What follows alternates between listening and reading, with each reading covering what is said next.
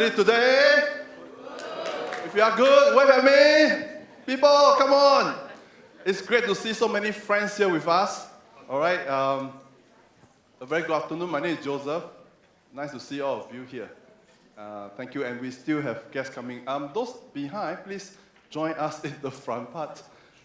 Because I was talking to the usher. They say, Singaporean, they love to sit behind. Okay. Hi, Kim. Nice to see you. Yes. Seeing a lot of friends here. I see a lot of seats in front, so don't need to choose. Best seats over here. First class. Okay. Okay, we're going to start, and once our guests are seated in the next 1 minute. All right.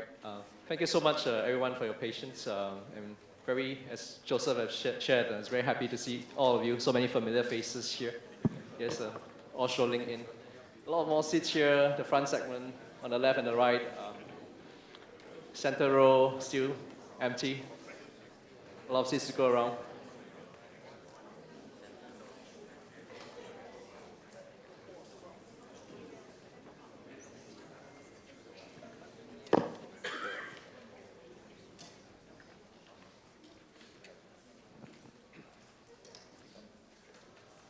All right, a very good afternoon, everyone. Welcome to the Entrepreneur Leadership Institute official launch today, ELI, in short, ELI. My name is Bernard. I have Joseph here with me. And thank you so much, all of you, for your time to grace this event. I'm sure most of you are quite familiar with Joseph. He's been around in the market for 20 years. But for those who don't know him yet, I'll let Joseph introduce himself. Right, Joseph. Thank you, Bernard. Thank you so much. Come on, give me a hand. Come on. You know what is the number one fear that people have? Talking from the stage. And to be honest, after so many rounds, you still feel a bit of jittery. So you know what will help me? When you smile at me. Come on, give me a big smile. Come on, people, give me a big smile. Thank you so much. Okay, so very good afternoon. I see a lot of friends, familiar faces, and bosses I know. Thank you so much for taking time to grace this occasion where we are launching the Entrepreneur Leadership Institute. Okay, today we have a very, you can say, content-rich program lined up for you. And for those of you who are meeting me for the first time today, I would like to just do a short introduction. Okay, my name is Joseph Lee, and I'm the founder of the SME Challenge. All right, how many of you have been to the SME Challenge event? Wave at me. Awesome. All right, and my background is in business consulting. All right, it's in my DNA. I enjoy doing consultancy work. I started my career with Arthur Andersen Business Consulting, the number one consulting firm in the world. All right, and in 2018, all right, I started this initiative called the SME Challenge. And since 2018, we have trained close to even more than 7,000 bosses, business owners to date. All right, more than 7,000. All right, thank you, Rihanna. Thank you. Honestly, if you ask me, right, running event like this, do you think it's easy or not? Yes or no? Tough, right? I tell you, it's really tough work. You know, waking up, making sure everything is okay, making sure that the logistics is fine, that you have good food to eat later. Okay.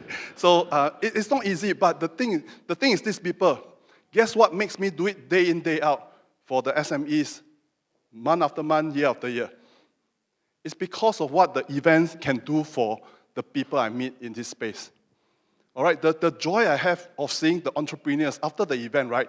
You bring back with you inspirations, motivations, ideas on how you can grow your business. That is what drives me every single day. And that's what makes me able to stand here, run events, and make sure that you can bring back something of value to you. And not only that, in all the events I do, we make sure that you have good networking. You can get to meet new friends. How many of you love new friends? Yes? Yes. Okay, so you can meet new friends, people who can be your potential customers and your business partners. So that's what I enjoy doing. And this year, I started the Global Business Chamber. It's a community platform for entrepreneurs to come together, learn together, grow together, encourage one another towards greater growth and success. How many of you like it? Wave at me, people. Give me a hand. Come on. Thank you so much. And so today we have lined up a fantastic program for you in partnership with the Entrepreneur Leadership Institute, right? We are launching this program where we help and equip SME with strategic leadership, and then you implement it, activation, and later you'll find out how it's done. Okay.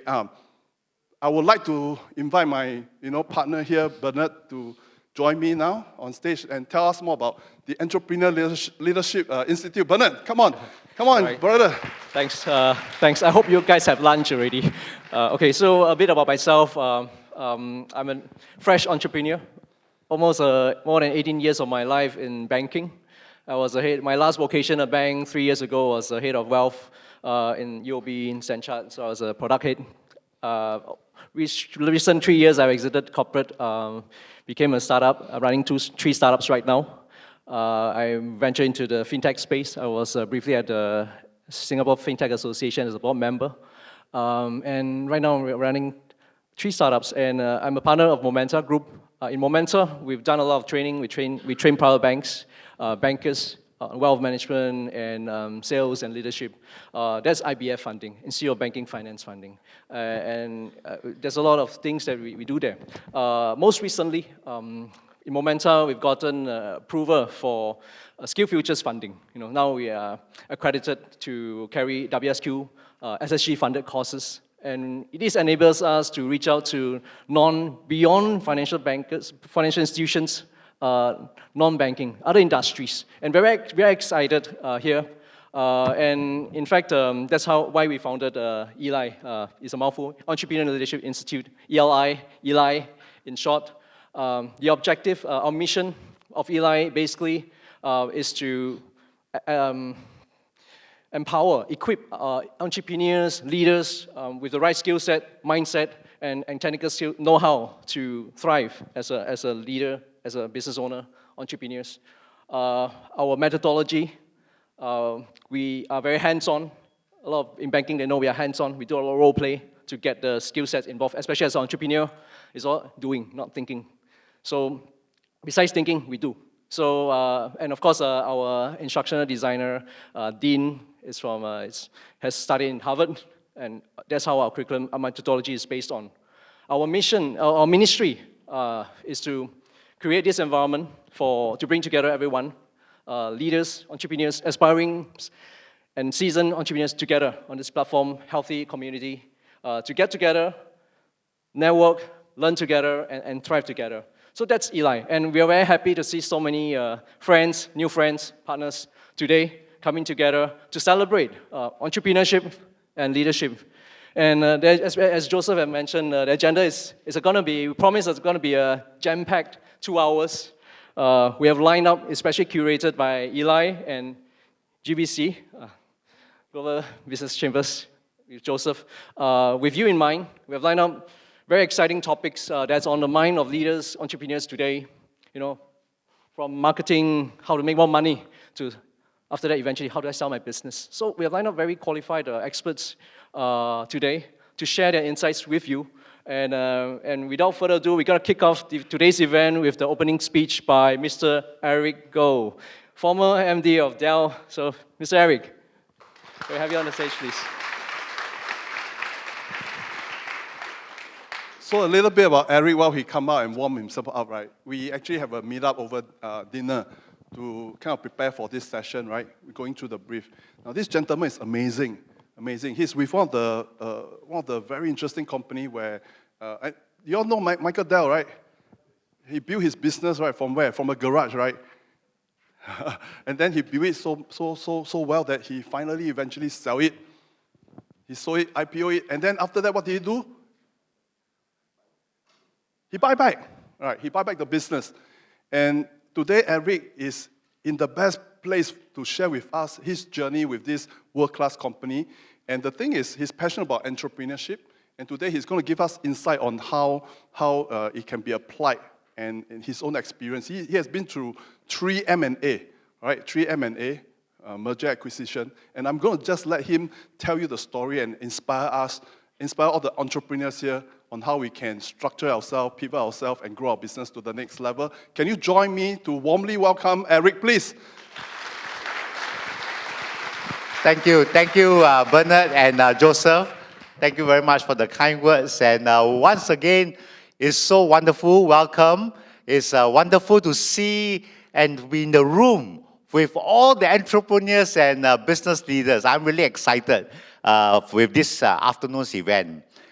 I must say that, if you look at Singapore really today has one of the highest startup densities in the world. And according to a report by Enterprise Singapore, there are over 4,000 startups in Singapore with a startup density of 12.5 per 10,000 people.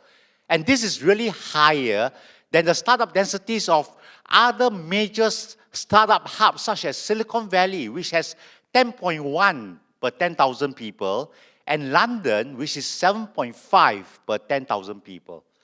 In 2021, Singapore startups raised a total of $14.7 billion in funding, up from $10.7 billion in 2020. And many tech unicorns, including Ninja Van, were minted that year.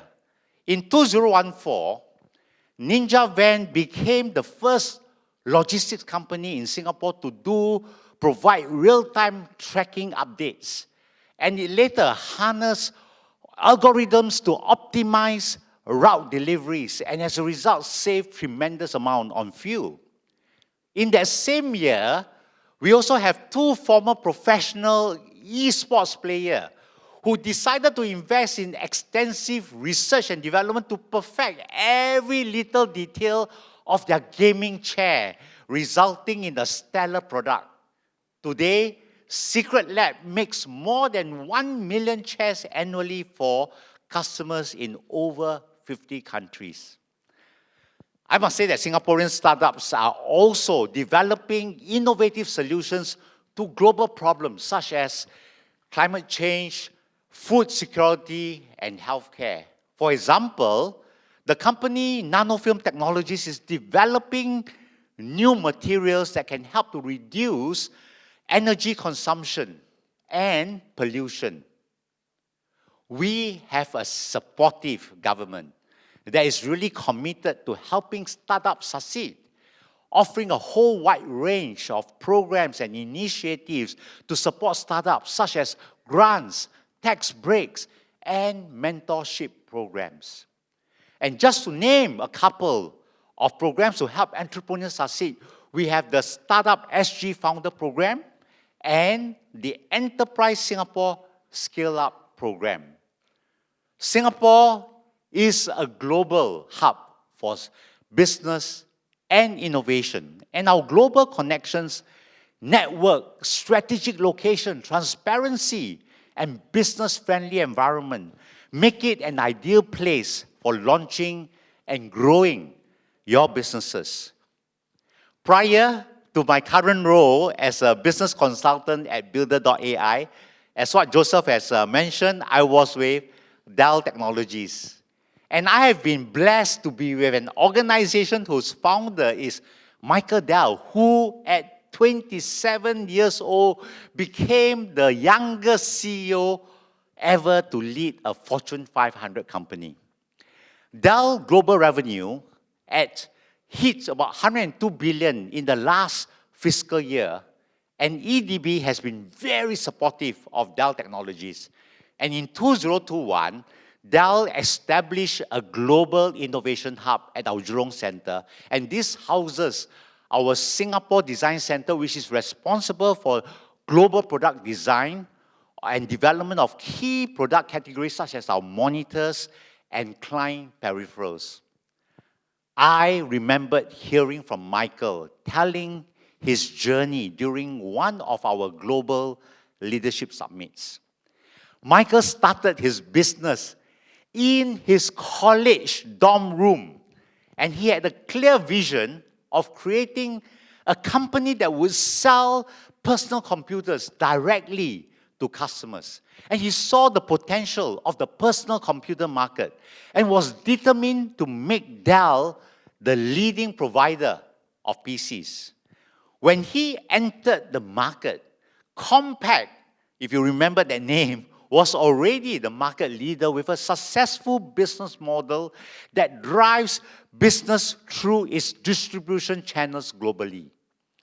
So Michael decided to have a different value proposition, enabling the customers to order directly from the web and to be able to build it to their specifications.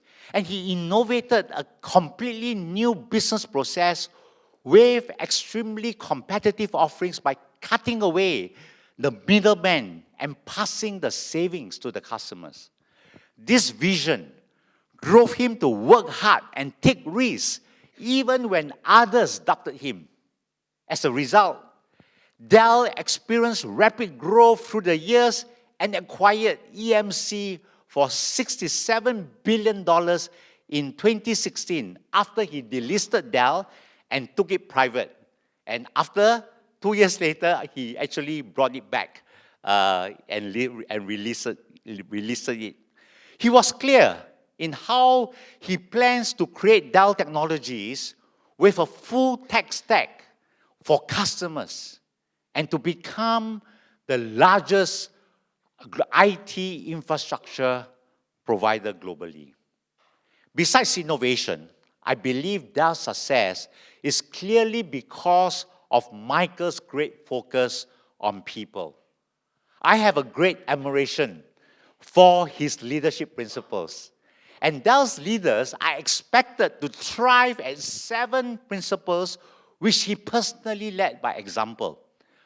Optimism, humility, drive, vision, selflessness, judgment, and relationship.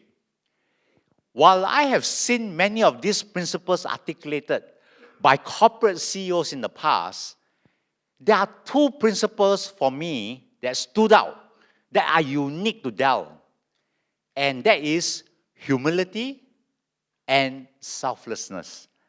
He believes in having big ears to listen to customers and to employees. He tells us that he does not have all the answers, and he seeks to put others above self. And to me, that's truly servant leadership. At Dell, we have a very strong culture code, a set of values where we put our customers at the center of everything we do, winning together through teamwork and driving innovation. You see, Michael's story is an inspiration to entrepreneurs and business leaders everywhere. He showed that it is possible to achieve great things if you have a clear vision, a passionate focus on the customer, a commitment to develop and empower your people, and investing in innovation to be a market leader. I'm so glad to witness the establishment of Entrepreneur Leadership Institute, ELI, an institution that shares a strong belief in equipping aspiring entrepreneurs with the essential knowledge, skills, and mindset required for success at affordable cost. With its presence in Singapore and a supportive environment known for fostering innovation, I'm confident that ELI will play a significant role in empowering entrepreneurs like yourself. I hope that you will be inspired by all the speakers this afternoon who will be sharing more with you on how you can create significant value and achieve your vision and goals. Thank you very much. Thanks, Eric. Thanks for your valuable insights to the SME landscape and, of course, the Dell business philosophy. The entrepreneur's journey is not easy. It's very challenging, coming from experience, very short experience. But I think in order to stay abreast of competition, there's a lot of innovations and to be done. Sometimes even self-disruption, to go to the next level. And our next segment is we're going to touch on entrepreneur's journey. And before we actually go into that, we're going to make it two-way. It's enough of hearing from us. So we'd like to hear from you guys as well. We're going to do a poll in the next segment. Okay. So before we commence into the next keynote speech by Carl, I'd like to appeal to you guys. You can scan this QR code. We have a few questions to ask you. Give us your input, your genuine input. How you feel about some of the challenges you face in your organization as a leader, as an entrepreneur. Give us your input. There's a few choices there. You can rank them. I'd like to hear from you, and we can have a very interesting review later on. 1 minute. Don't take too long. 1 minute.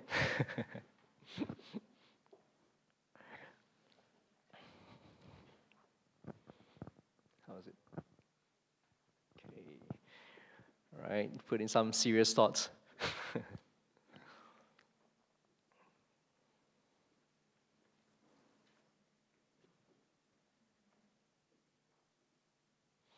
So the question is, what is the main challenge in starting, running, and growing your own business? Okay, prioritization is still coming in. Okay, acquisition. All right, later you'll hear from our digital marketing experts. Retention, right mentor. Okay, right business partner. Okay, connecting partners. That's still 1 and 2 is quite evident. It's becoming very apparent now. Okay. Okay, and think we are okay. Okay, number 1, connect. Oh no, still acquisition is still number 1. Okay, so it can be seen that the first two are quite real among most of you guys here. Acquisition, retention of clients, connecting with the right business partner. 1 and 2 has been trying to compete. Number 3, finding the right mentor. Lead and develop team, okay, best practices. So very interesting outcome. I'm not gonna review it. I'm gonna invite an expert. I'm gonna invite our keynote speaker for the day, Dr. Carl Thong, to share with us what he thinks about this point, share his insights on the entrepreneurial journey, and Carl, a bit about Carl. He's a serial entrepreneur. Seriously, he's many different diversified business. He's the founder of Momenta, Group CEO of Sunstone Group, and he's co-founded digital banks as well. So very interesting profile. And with this, without further ado, let me invite Carl. It's my pleasure to invite Carl over. Thank you. I hope you guys can hear me. You brought his All own right, mic. good afternoon. Thank you very much. It's my pleasure to be here. I'm very inspired by all of you. But the two things I like to talk about as an entrepreneur is and my wife is here, so I have to apologize. I put her through a lot of stress, right, being an entrepreneur. We wanted to give a good balance between corporate intrapreneur, which is what Eric is being an entrepreneur mindset, but inside a company, as well as entrepreneurs, which is outside where you're starting your own company. Just 2 words that hopefully I will anchor this whole conversation. First word is stress. If you're an entrepreneur, you'll be stressed. It is what it is, right? But the second word is excitement. So as an entrepreneur, especially when you're starting out, it's like giving birth, right? It's something completely new. So I like to kind of ponder upon these 2 words, stress. We still have some people coming in, thank you, and excitement. And I want to just talk about an entrepreneur's journey. Initially starting, that initial idea, that little sense of inspiration perhaps, frustration perhaps, to start something, and then to build. If it's just an idea, it's an ideal. An entrepreneur is someone who puts personal, financial, resource risk at its moment and say, I'm going to take this idea and I'm going to build something into it. So something to start, something to build. Prayerfully, eventually you will grow. You'll grow the business. At some point in time, you want to scale the business. And these are things that you'll hear people talk about. And eventually, some businesses don't last forever. You close the business down, you wind down, or you hand it over to the leadership team that you've journeyed with. You hand it over to your children perhaps, or even exit, you monetize. So we'll have a panel discussion to talk about different components of that. But I want to share with you as an entrepreneur, I've been doing this for a while now. It's been a very fascinating journey, and I'm very grateful for the people that I have journeyed with, and I look forward to journeying together with you. But first of all, let's talk about how an entrepreneur starts. Typically, it's one of two things. Frustrated. Why isn't this working? This is the way it should work. This is the way it ought to work. I'll give you an example. One of my close friends who I've been working with, and I'm the chairman of his company, this is before COVID, all right? This is before COVID. And as you know, since COVID, the whole world knows how to use QR codes and all that, right? Now all restaurants, 80% of it, you can use QR code. But before that, he thought, why would I have to go into a restaurant, keep raising my hands, the waitresses don't seem to be paying attention to me, and I have to wait to order my food, wait for the food to come, and eventually wait to pay for the food. So all this waiting, especially for restaurants who's what we call the casual restaurants, maybe if you're paying $400 for a Michelin star restaurant, they'll make you wait and you'll be very happy to wait. But for most of us, you know, the regular restaurants, so he created a technology to deliver that. So the start of an idea typically can be a frustration. It should work this way. Why can't it work this way? Or it could be some inspiration. Howard Schultz, I'll use some international names. Howard Schultz, he started a coffee shop called Starbucks. And what his inspiration was, he was enjoying a cup of coffee, a cappuccino in Europe. And he's wondering, why aren't there these cafes in the United States? What can I do to replicate that experience? And that's it. And what ends up happening is, he started making these coffee shops called Starbucks, and he's charging $8 for coffee, where we know over here you can get a really good cup of coffee for $1.50. And that begs the question of being inspired. So it can, I think when you start a business, it's typically one of these two things, right? You're inspired because you see the competitor and says, wait a minute, I can make better bread, or I can make better chicken rice than that person. Or I think I can have some value I can create. Or it's from a frustration. So that's the start. And what is the experience when you start a business? It's stress and it's excitement. It's exciting because you're already sharing these ideas with your buddies. It's also stressful. Then you come to the next component. There are some seats in the front here, if you want. VIP seats, same price, free. So then it comes to the building the business.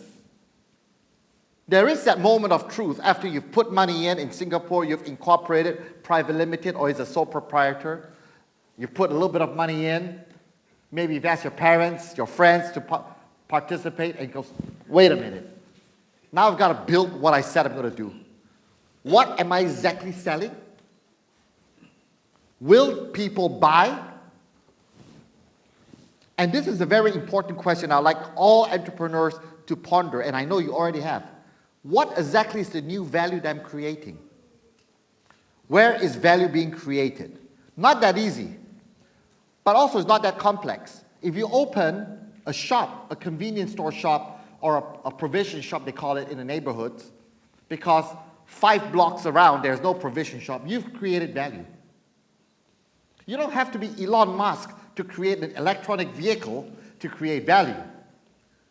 I believe anybody, where you're in a food court and you're the only person there and you've got a special nasi lemak recipe, you've created value. In my opinion, those are all entrepreneurs. We're all entrepreneurs because we're creating value. So the second part about an entrepreneur's journey is, once I started the idea, now I got to build. And will people, the question is, will people buy it? Am I adding value? Hopefully, and we all know the statistics, you can chat GPT this, and we'll talk a little bit about AI later on. But basically, you know at some point in time, the reality sinks in as an entrepreneur. And I've done a lot of this. My expertise is not because I went to an MBA.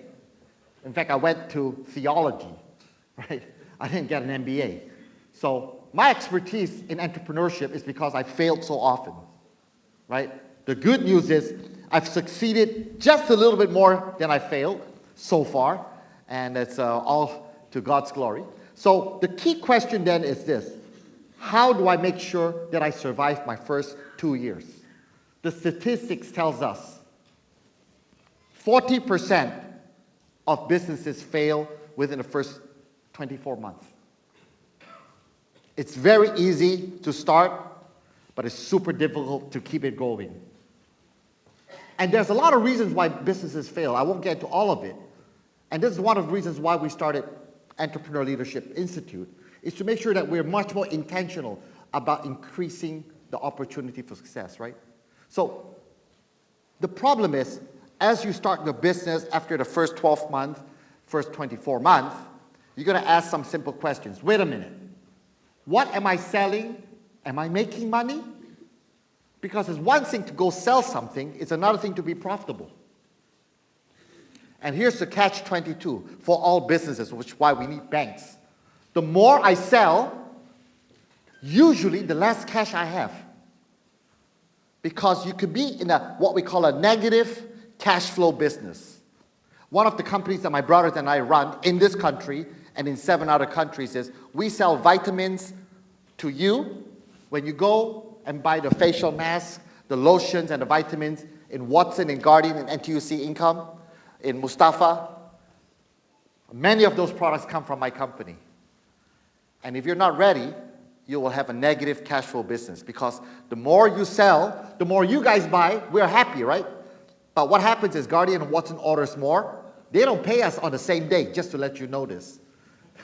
On a good month, they pay you 90 to 120 days later. Of course they pay. They're good paymasters. But on a good month, so what happens is you've got to have inventory for about 9 to 12 months. You're in a negative cash flow business. So as you build your company from a start to build to grow, the question is, am I growing too fast? Do I have the money to grow? And at this moment in time, I'm also thinking, do I want to go after additional addressable markets, new customers with my same product? And in Singapore, new customers means going overseas. Yes, yeah. Or at least you can go to Johor. Right? I'm from Indonesia originally, you can go to Batam. Or existing customers, I sell more. That's basically it, right? As business people, growing fundamentally means I've got existing clients, existing customers, I sell more to them. If I'm selling, I come back to this, nasi lemak, can I sell them a drink? In fact, can I actually sell them buy 9 and get 1 free? That's the promotion package. So that is selling more to existing clients. But at some point in time, Singapore being a small market, although it's a very wealthy market, we also say, where else are my customers? Where else can I go selling the same product? So fundamentally, this is what I call the organic growth strategy or farming strategy, right? So coming back to this, as I start, build, and grow my business, I myself are faced with many challenges, and I come to the same 2 emotions. I'm stressed, right? But I'm also excited, because I think what Eric has said earlier on is about optimism. Entrepreneurs generally has this DNA of optimism. What is possible instead of what are the barriers, fair? And we need a balance of both, by the way, okay? Otherwise, we'll just be on a huge cliff. So entrepreneurs, surround yourself with people who are sometimes naysayers. Why not? Because they challenge us to make us better. So that's the journey so far. Starting, building, growing, and at some point in time, we're going to talk about scaling the business. Scaling the business is meaning the example that our opening speech, Eric gave is, Secret Labs is selling 1 million, and I'm one of the customers, 1 million chairs in 1 year. For most of us in this room, I don't know, okay, I'm just going to make this assumption. To finance 1 million shares of production is not a trivial exercise, right? You either need to have extremely rich tycoon parents or marry into that, right? Which is not it's a good business proposition if you have that privilege, right? Or you have to have very good relationships with banks, and even that doesn't help if you don't have good accounting. So all of a sudden, I want to impress upon you that no matter what happens when you're building, when you're starting, building, growing, and scaling a business, you'll start to realize there are a lot of people around you that's been journeying with you. From your bankers, your partners, your staff, your spouse, guaranteed if you're married, your parents, your brothers. And I'm very privileged because I got 2 younger brothers, and they were my first 2 staff because I couldn't afford to pay anybody, right? Literally, right? I said, hey, guys, I've got an idea. We should do this. Sure. What's the salary? What do you mean salary, right? We're going to sell something. We're going to buy something, sell something. We're going to have some profit, and we can split it equally. I'm very grateful today. My 2 brothers are still in business with me, so they are sometimes upset, but generally speaking, I've been very blessed with them. So now we're at the stage of scaling the business. Can I scale it by myself? That would perhaps be the most important question. Or even perhaps a more proactive question is, who can help me scale? And guys, there's perhaps one Elon Musk in this world, and even he had business partners along the way, right? So look at your staff, look at your team members, look at your customers. They've been journeying with you so far.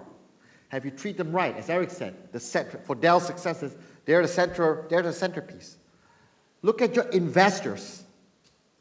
Look at your shareholders. How have we done right by them? Right? And come back to this question of, all right. And for me, it was a little bit later, which is the reason why I want to set up this company together with Bernard, my business partner, about Entrepreneur Leadership Institute. I learned this a little bit later because who has been journeyed with me and how am I treating them? How am I treating myself? And I've come across to be, unfortunately, very harsh. I want to be able to develop that more nurturing approach. Perhaps I could even go further. And now, in this stage in my life, I don't define success as my bank account.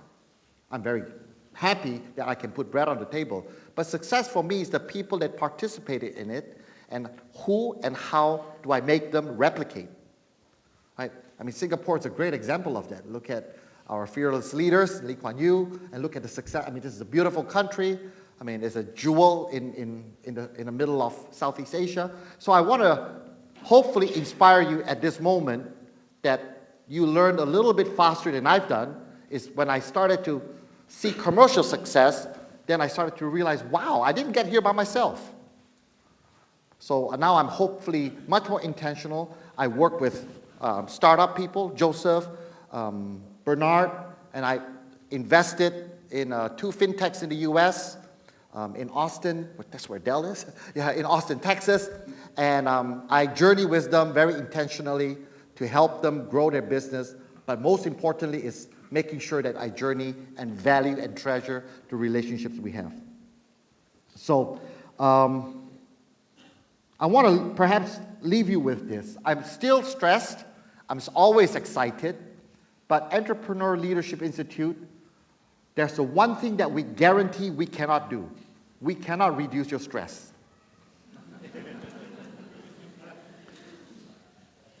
But here's what we can do. We can increase your certainty of success by journeying with you. Stress is something you're going to be going through as an entrepreneur. But we can journey with you to increase what I call the certainty of success. How do we do that? By providing programs that would enrich you, empower you, by providing mentoring. We've got a very unique program called B12, Businessmen or Businesswomen 12, where people are in circles that we meet on a monthly basis and using best practice, international best practice facilitation standards to journey together. It's not like me teaching you or you teaching me, but we'll facilitate a very structured approach to mentoring each other, peer-to-peer mentoring. So we'll offer that. So we can't reduce stress. We can increase the certainty of success. And we look forward to celebrating your success together. Thank you very much. Thank you very much, Carl. Thank you for the insightful sharing on the entrepreneur's journey. We're still learning from Carl. It's all the walk is a journey. We need more people to come together with us, so we share pointers here and there, and we hope that new friends will join us in this community. And what Carl shared is just a journey. And we noticed just now the first top points that came in was pain point, or rather challenges about acquisition, about customer retention. So in the next segment, which is the next panel, we're going to talk about just that, digital marketing. And we're going to have Joseph here. He will be the moderator for your next segment, and I'll let Joseph introduce his panel. Thank you. Okay, thank you so much. Thank you so much. But hang on, let me just take a quick look. Okay. Okay, slight change of plan. See, entrepreneurship, you must adapt to change of plan, all right? The script and the things. Okay, no worries. Next up will be our digital marketing panel, and we're going to click to the next slide. And today, wow, you are in for a treat.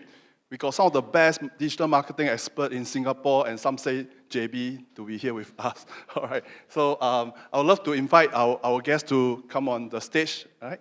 Come on, just join us.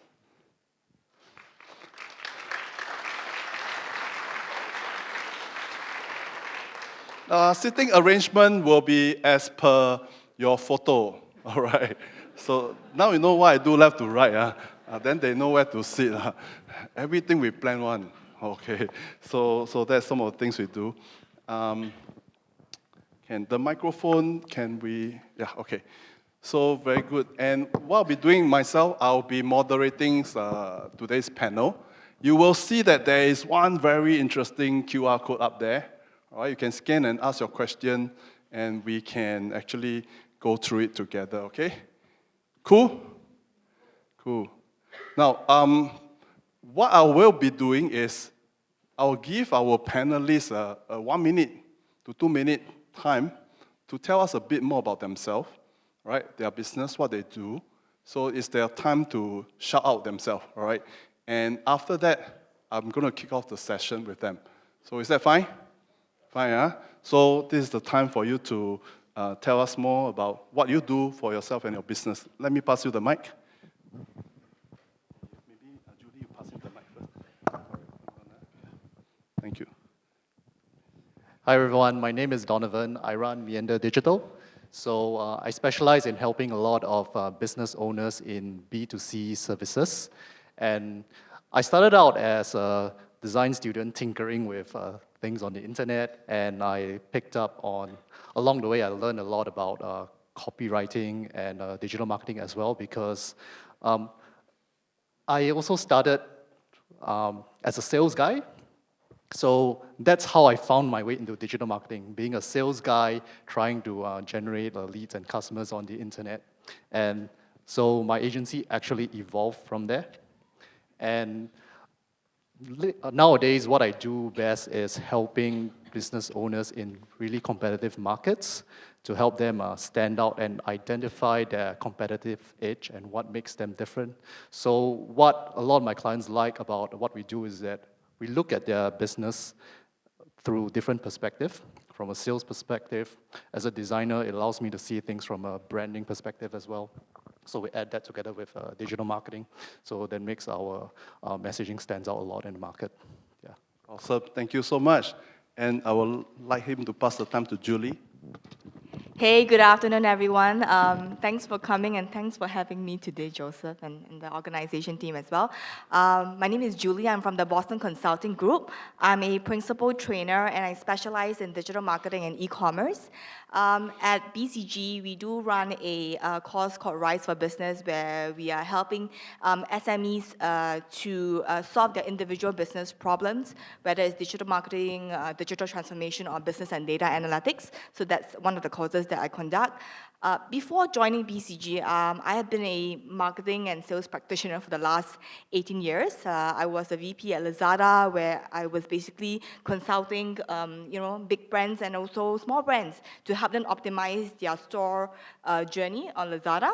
And then I also did FMCG marketing for many years, Danone, Unilever, Nestle. But actually, my first marketing job was in a SME. I was the first and only marketing person there, so it was a very unique and interesting experience. And sometimes I also have to double up as a storekeeper, the cashier, So in the SME, they call this a 包干料 warrior. So I've been through that route for those of you who are in SME culture as well. And I truly resonate that as an SME, you need to be very efficient with your resources and be very strategic on the marketing techniques that you play, right? So I'm really glad that today we might have the opportunity to share some of these techniques with you. Thank you. Awesome. Thank you, Julie. Next up, Razi. Hello, everyone. So my name is Razi, and I run a digital marketing agency called Two Stallions. I've been running it for the past 11 years now. So there are three things that I do. One is run the agency. So we do a lot of brand awareness campaigns, but looking at the way the economy is, past few years, we do a lot of lead generation. So our clients want us to run campaigns that can convert into actual business results. So we work with SMEs and a few large MNCs, and we did one thing that Carl was talking about. We wanted to find more customers, so we actually set up an entity in Malaysia as well. So we were Sendirian Berhad in Malaysia for the past 3 years, where we serve clients both there and in Singapore. When I'm not running the agency, I actually also teach at a few business schools, mainly around marketing and entrepreneurship. And the third thing that I do is, because I know how difficult it is to run your own business, so I've been investing in, I've been doing angel investments in startups in Singapore and a few in Bangladesh. Mainly when I look at a new technology that excites me and I feel that it can make an impact, I do make an investment. So I've invested in a telemedicine company in Pakistan, run by 2 women doctors, and now they have like 7,000 women doctors in the country practicing via telemedicine. I also invested in a self-driving car calibration company based here in Singapore. And I think the technology they're working on is going to help cars automatically calibrate their sensors while they're on the move. So that's the third thing that I do. And to promote some of these startups, I actually run a YouTube channel where I interview these founders and help them get their startup in front of more potential angel investors. And you can check out the channel later on during the networking session. I can share more about that. Thank you. Awesome. Thank you so much. TG, over to you. Very good afternoon. My name is TG. Very easy for you to remember my name if you thank God every day.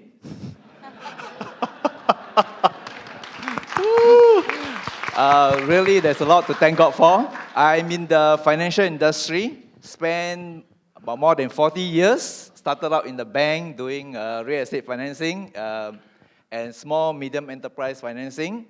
And went to a private offshore bank to do a bit of private banking, and I was literally kicked out of the bank. Retrenched right smack in the midst of a financial crisis. I lost 350,000 speculating in the stock market. That was way back in 1985. Some of you may not be born yet at the time. So I was staring at bankruptcy, and thank God, as I was thrown out of the bank, I went into a bit of a consultancy, acquisition, takeover of SME, and miraculously, through 3 major projects, I managed to wipe off my mountain of debt. And that itself is a miracle. Okay, and that's how I ended up in this whole area of financial planning.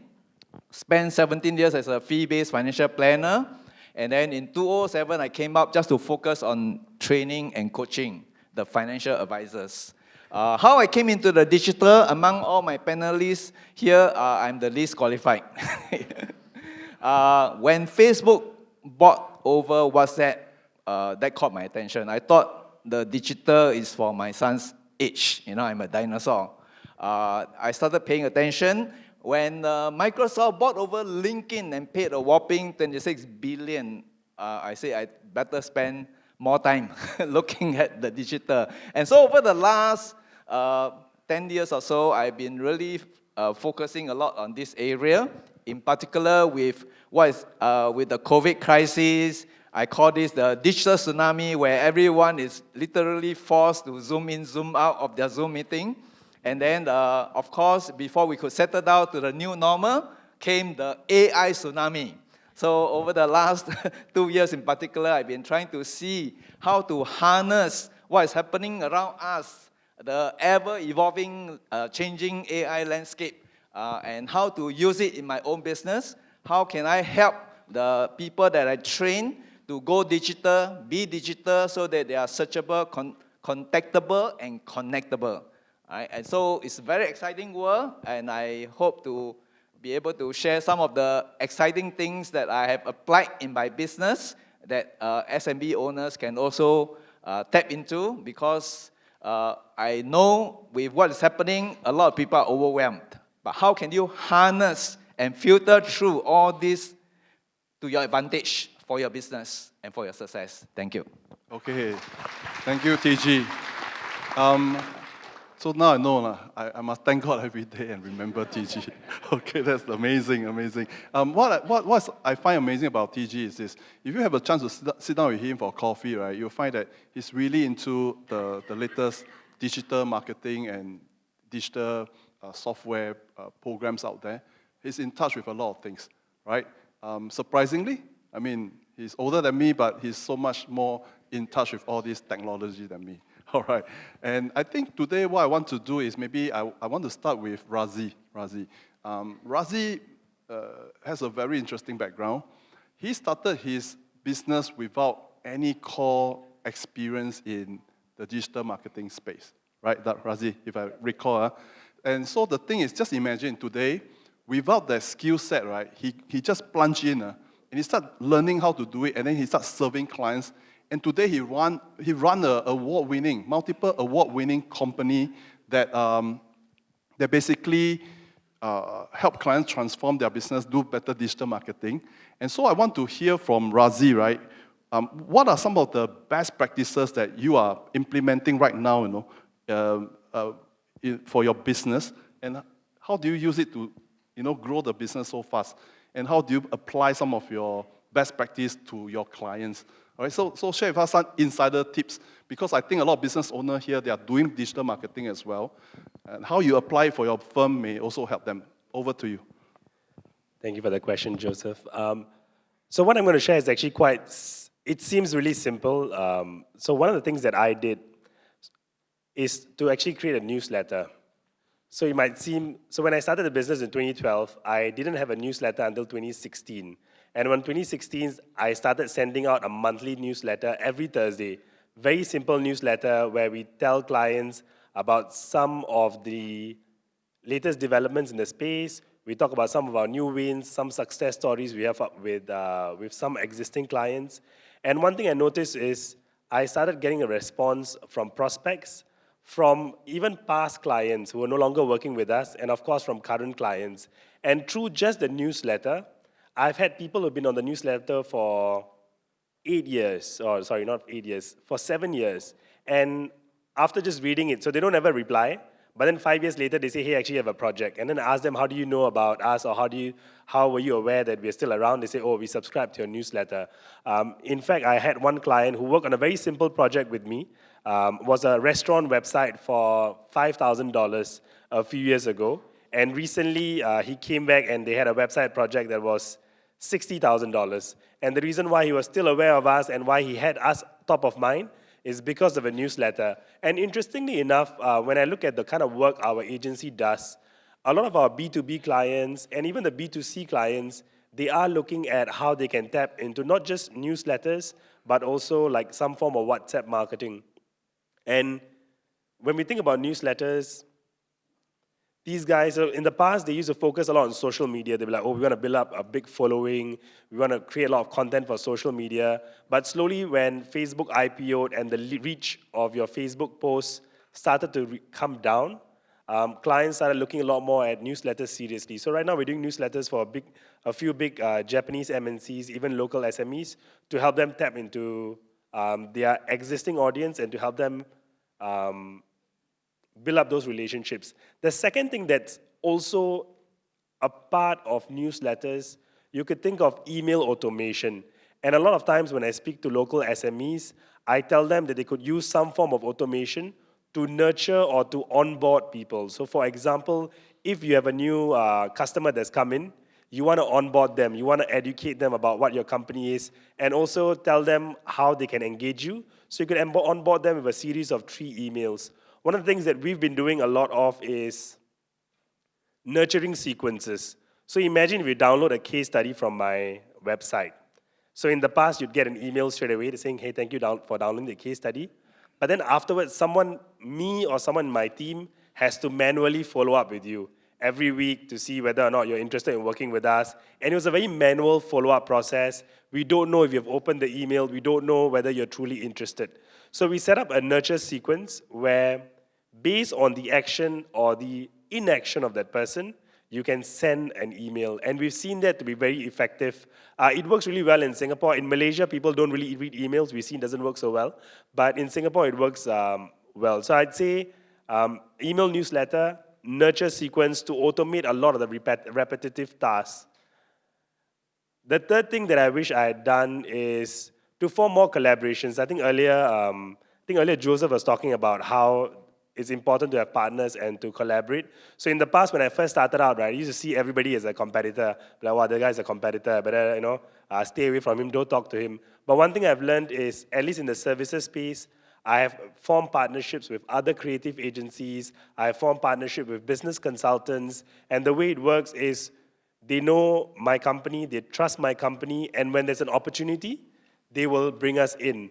And we work on a referral partnership agreement. Sometimes we become the company that supports them with the background. So I'll give you an example. A lot of PR agencies today also offer digital marketing services, but it is not really their forte. So what happens is that we partner with some of these PR agencies and we support their digital marketing. So we don't put our company at the forefront, but we support them from behind the scenes. So I'd say the third thing that I wish I had done earlier is to form partnerships, not see everybody as a competitor, build partnerships, build networks, and that's the 3 things I like to share. Awesome, Rosie. Give me my hand. Thank you so much. 3 things, can you all remember? First thing is what? Oh, very good. Second thing? Email automation. Third thing? Awesome. Later I treat you to a nice tea break. Okay. Now, next up, I have a very interesting friend, Julie. I first heard her speak at one association event, okay? And in the sharing, she actually did a master class. So deep dive into digital marketing. And I was amazed at the kind of details she shared on case study sharing. So with her background in running the marketing department for top MNCs and companies, right? I think today I want to pick her brain. I'll pick your brain for something, Julie. Pick your brain for this thing. Now, in social media marketing for SME, right? Can you share some best practices that they can apply for those targeting both B2B and B2C industry? All right? Yep, correct. So B2B and B2C industry, and how do these practices, right, vary between these 2? So, Julie, I think the audience here have a mix of people. Please, over to you. Thanks, Joseph, for the kind words and also for the question. I think this question is highly relevant, especially in a very digitally connected world, right?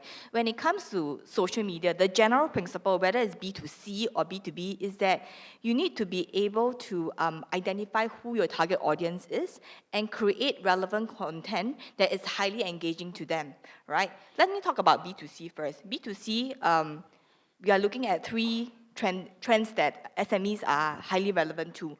First is ultra snackable content. Okay, this is not the latest Lay's potato chips.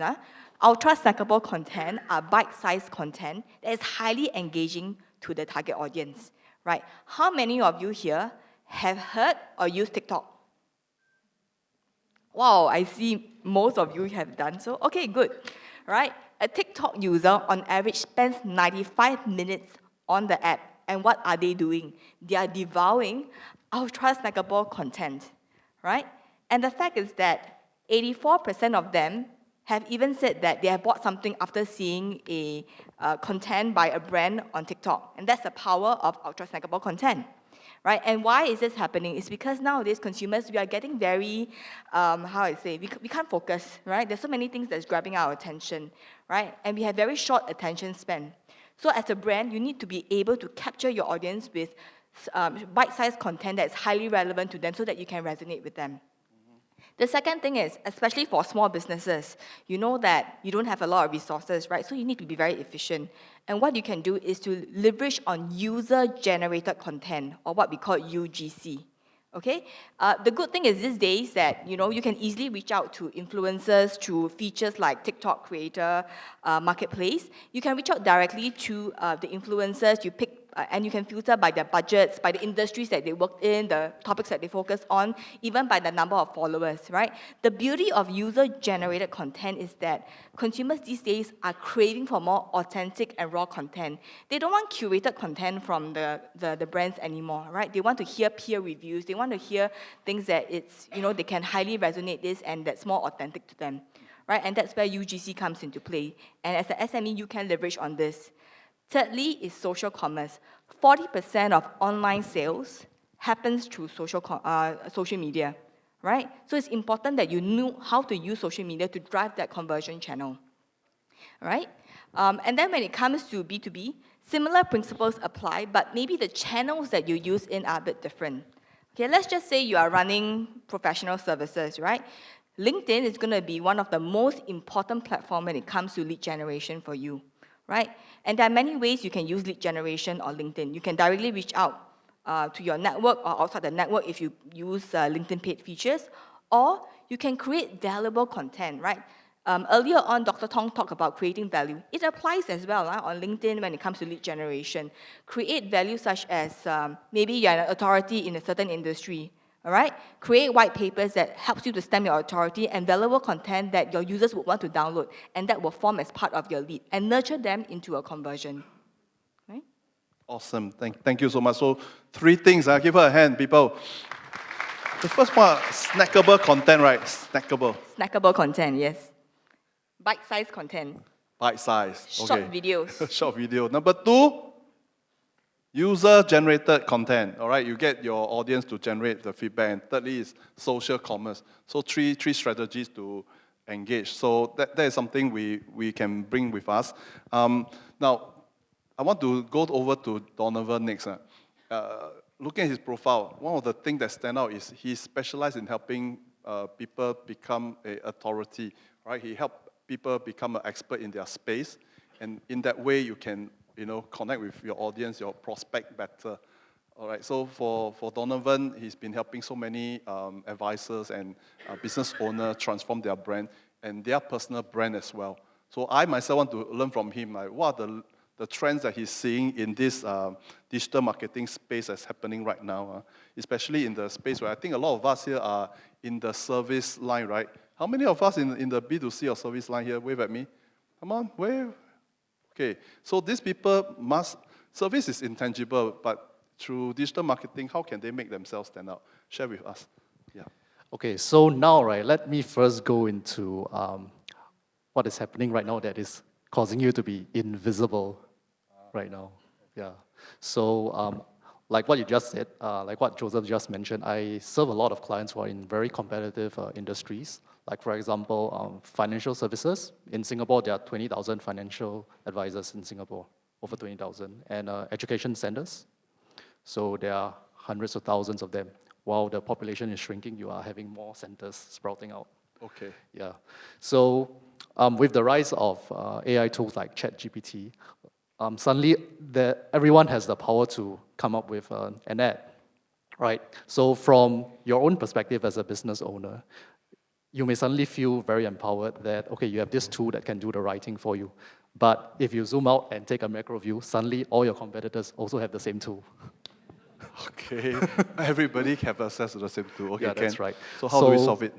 So right now, right, the bar has kind of been raised. everybody has the same tool.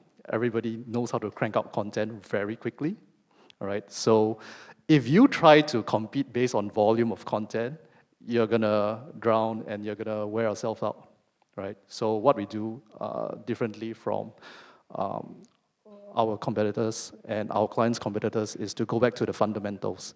So I actually work with Carl on some of his projects as well.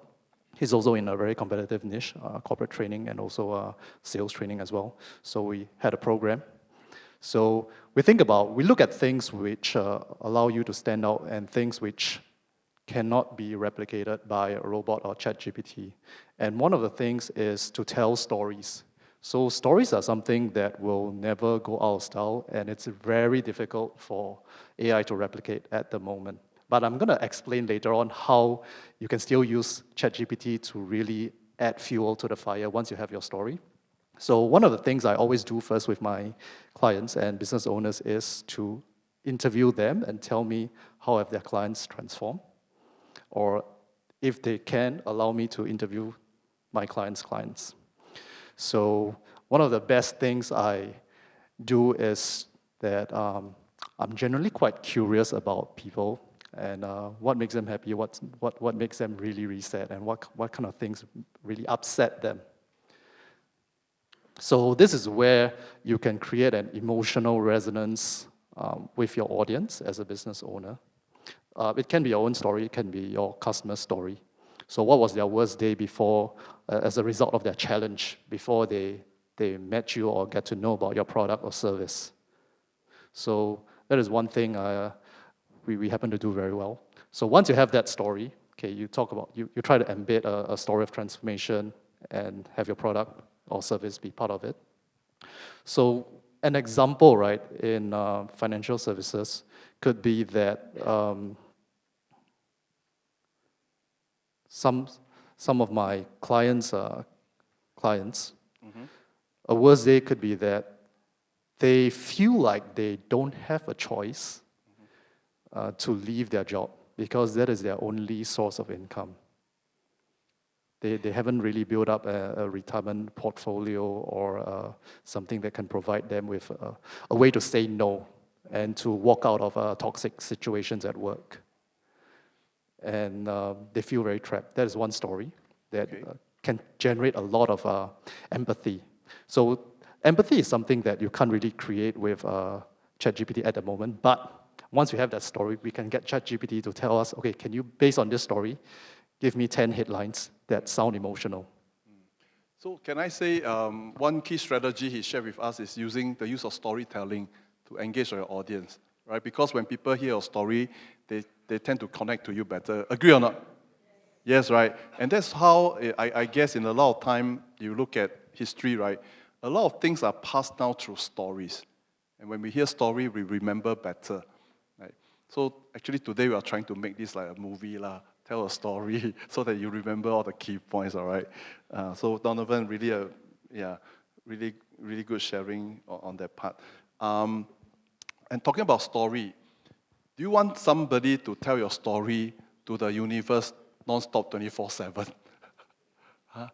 Do you want to hire a salesman that don't complain but work for you 24/7 non-stop? You say, work, they work.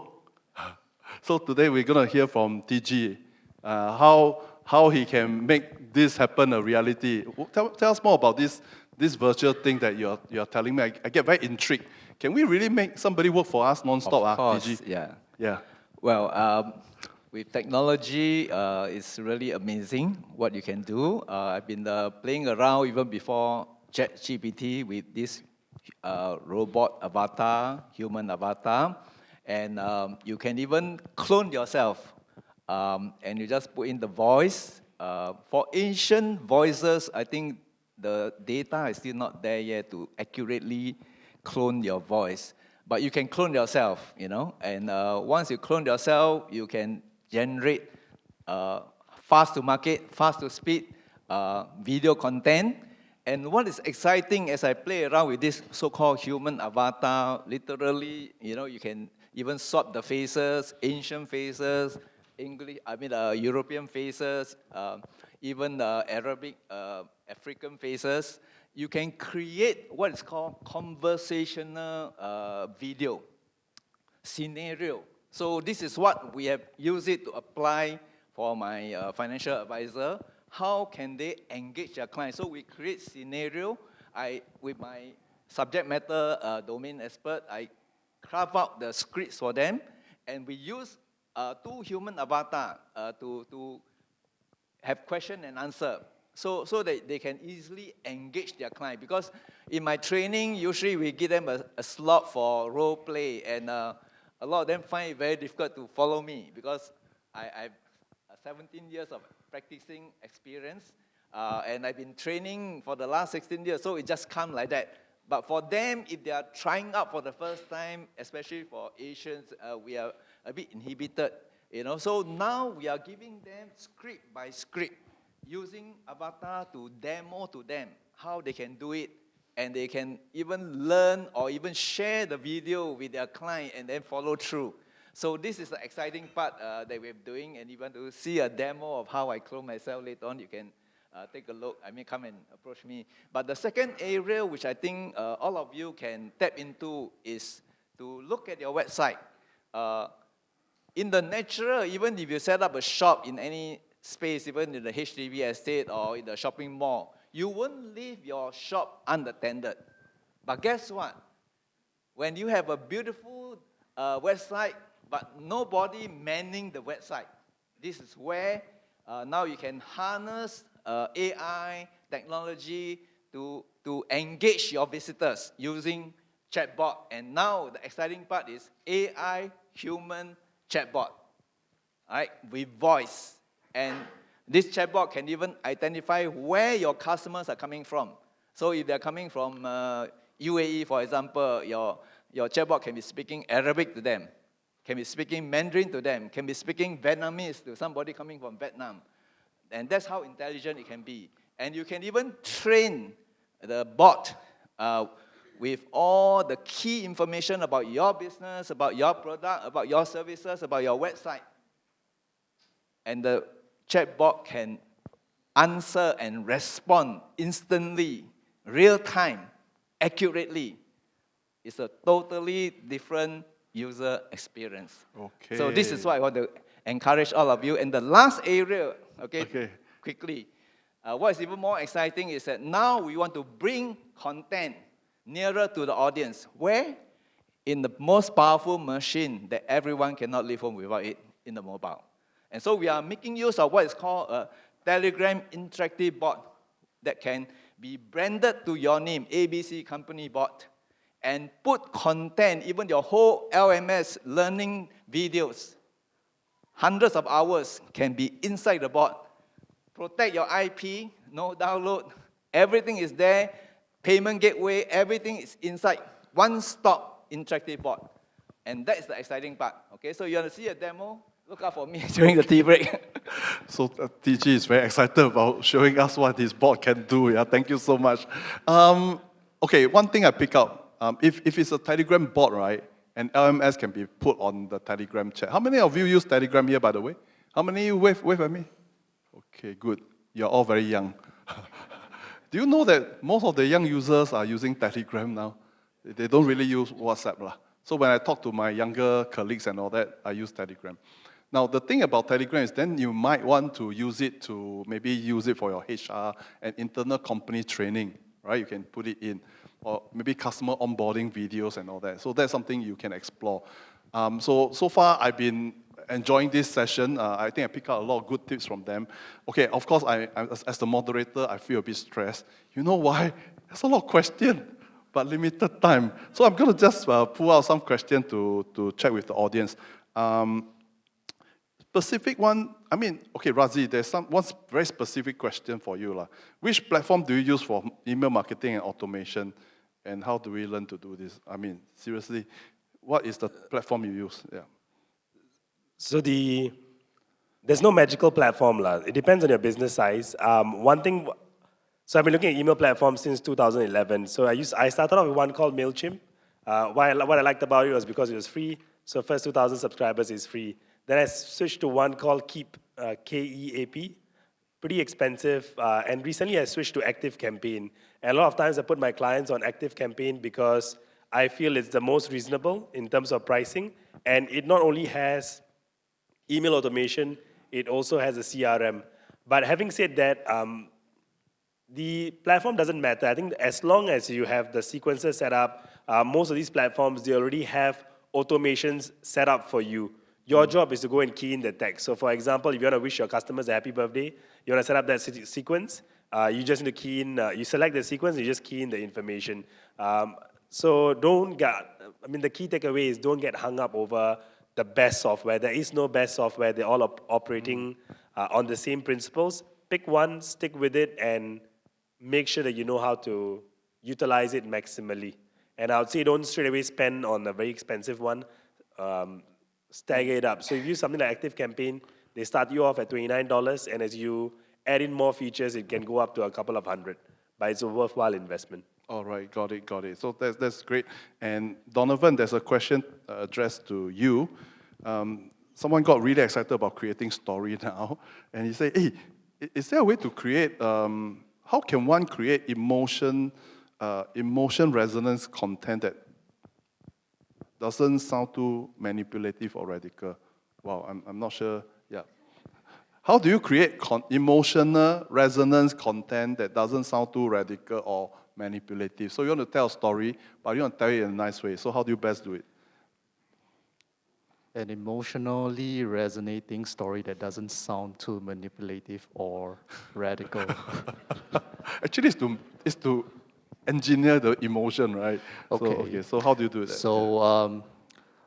So most people think that it is something very difficult, but what I find seems to be working best for myself and my clients is that just ask your customers directly, "Hey, do you mind giving me some feedback on your experience with us?" And so use their exact words. Okay, use the exact words. Yeah, so that's one thing, because most likely, right, the exact words they use are actually the words which other customers or prospects similar to them are going to use. Okay. So, to be honest, a lot of people feel that you need to be clever or you need to do a lot more.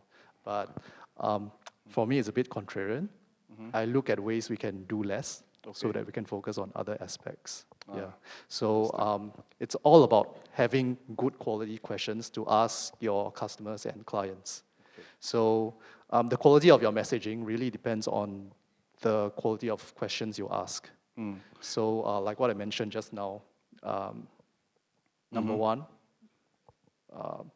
ask questions such as, okay, what was the worst day of your life as a result of this challenge? Who else has this challenge affected? Who else around you has this has been affected by this problem that you're facing? Okay. So actually, I missed out an earlier point. So when I mentioned that once you have the story, you can use ChatGPT to come up with 10 headlines. Now, at this point, don't try to be perfect. Just go and run an ad. Don't try to polish it. So when you run a paid ad, what happens is that you get immediate feedback from your actual target audience. What kind of headline, what version of that story do they resonate best with? And you need to track. A lot of business owners, they think that tracking is all about seeing how many views or clicks your ad receives, but tracking goes further than that. They don't test enough and they don't track enough, so they don't know which is the one that's getting the most emotional resonance from their target audience. So for my work with my clients, we run 10 versions of that same story at the same time. And you run 10 versions, you spend $50 for each version, for example. At the end of 5 days, Meta, TikTok ads, or Instagram ads is going to tell you, out of all their 10 ads with $50 each, which one generated you the most views, clicks, and leads or sales. That is the one that you want to reallocate all your budget to. Okay, so what I pick up from Donovan's sharing is that you've got to test your ads and campaign, right? Have a way to track. So social media give us that ability to do it. Okay, and that's really good, Donovan, because it leads to the next question. Somebody wrote this, I get many leads from social media marketing, but no conversion. Any advice? Okay. Now, my audience here, who want to take this? Julie? Okay, awesome. Let's hear from Julie. No conversion, 怎么办? This is a common problem that a lot of companies face. I like what Donovan mentioned about doing A/B testing, right? Testing our copies as well. But these days we can go out one level higher, using generative AI tools to test our copy before it runs, right? Besides ChatGPT, have you guys heard of a tool called Runway? So this is a tool that we actually teach in class to our learners for Rise for Business.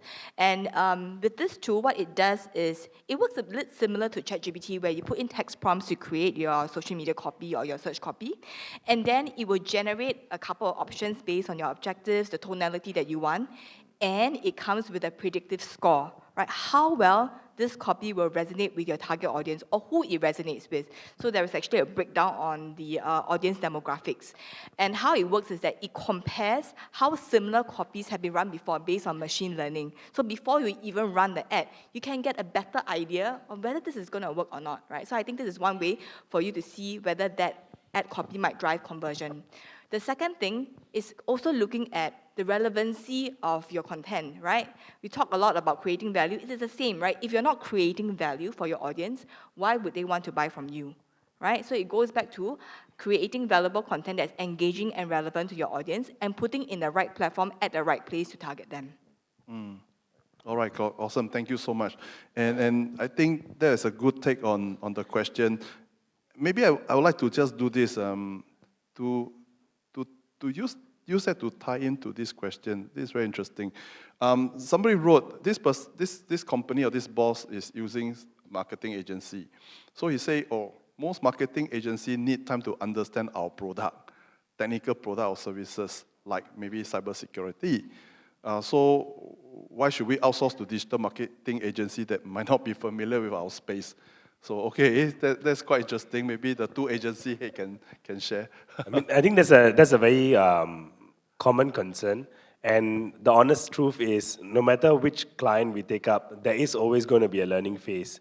Because I would never know, my team and the agency would never know your product or your service as well as your company itself. So usually which is why whenever we work on projects, we don't want to take on a project that's 1 month long or 3 months long, because we know that there is a period of us needing to learn. So for whoever asked that question, it's a very fair question, very valid question.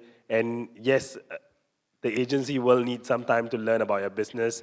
And not just that, when they run the campaigns, they will also be able to learn about your audience and maybe inform you about certain ways that you can do your messaging. So I'd say, no matter which agency you hire, unless they are specialists and they only work in cybersecurity, then that's a different story. But very rarely do you find agencies that just focus on one particular niche. Maybe Donovan, you have something else to add to that? Yeah, I can pass the mic to him. Thank you. So I'd like to share a concept called the curse of knowledge. Okay. I'm not sure if any of you here have heard about this term before. So the curse of knowledge happens when you are so involved in your business or your domain expertise on a day-to-day basis that you assume certain things as common sense to somebody else who is not familiar with what you do. Okay. Yeah. So me, for example, my curse of knowledge is that I assume that most of my clients would know what tracking means. Okay. Until I really deep dive later on as I grow as a marketer. A lot of people, they are not aware that you can track your results so comprehensively. Yeah. So that's curse of knowledge. In your industry, you might also encounter curse of knowledge. You use certain terms that your target audience don't understand, and you assume that they understand it. So that's where the value of a third party agency is. So I get to pick out certain terms which sound really alien to me when I work with these clients whose industry I'm not familiar with, and I'll stop them there and I tell them, okay, I need you to unpack this term for me, and so that I can write it in a way which your audience can understand. Got it. So that is one of the value a third-party agency can bring to somebody who's not familiar with. Awesome, Donovan. So sometimes we kind of, because we are so used to our space, we believe everybody know it as well. Oh, yes, yes, Yeah. please. Since we have two agencies here, and I used to work with a lot of agencies as a client, so I must speak on behalf of the client as well, right? I think a lot of times as a client, we expect the agencies to be perfect. Okay, the reality that there's no perfect agency, but we can be also a better client. So I'm speaking for agencies as well, right? Okay. It's so important for us as clients to be able to immerse the agency into our environment and coming up with a very clear and concise brief. For example, when I was working on the brand Evian. So I was working in Danone, and I was a regional brand manager for Evian. And we appointed a boutique agency to work with us, right? Limited budget, limited resources. They were pretty new then as an agency, but what we found was that they were very passionate people. And because we know that they will be very enthusiastic about our brand, we brought them on a brand journey with us to get them fully understand the story of our brand, so that when they immerse and create marketing campaigns, it comes from the heart. Right? So as a client, don't just give them a paper brief, immerse them in that journey with you, right? And you will see that they will go the extra mile for you. Okay, got it. So applying back to companies that may not be using agency, you need to kind of create that brand story. Okay, so the brand story for a marketing team, so that they go out there, they're not just selling a product, but they're selling a transformation that your product can bring to the people. Okay, and I got texts from friends that, time out. Last question maybe, AI. How can we use AI to generate more sales for our business? All right, I think, how many of you like this question, AI part? Wave at me if you like it. If not, I end here. Wave. Okay. So AI, who want to take on this one? Okay, yeah. I think I'll contribute my 2 cents worth. Thank I you. think if you have been following what is happening, I think AI can do a lot of things for you. I mean, just now we talked about working with agency, right? But as a company, whatever service, product you are marketing, you must first craft out your unique selling point, your message. Then you must identify your market, and then we call this the 3M, you know. Your message, once it can match the market, then you have a sale, a transaction. So AI can do a lot of things for you, from copywriting to writing your video script to even instructing you how to do your storyboarding before you, what you must do step by step. Is amazing. Everything depends on what you input into the AI, whichever platform you are using. We call this prompt engineering, you know, it's becoming a science. So I would encourage all of you to consult Dr. YouTube. Plenty of resources there for you to learn how you can filter, harness what's happening, the AI, the different tools.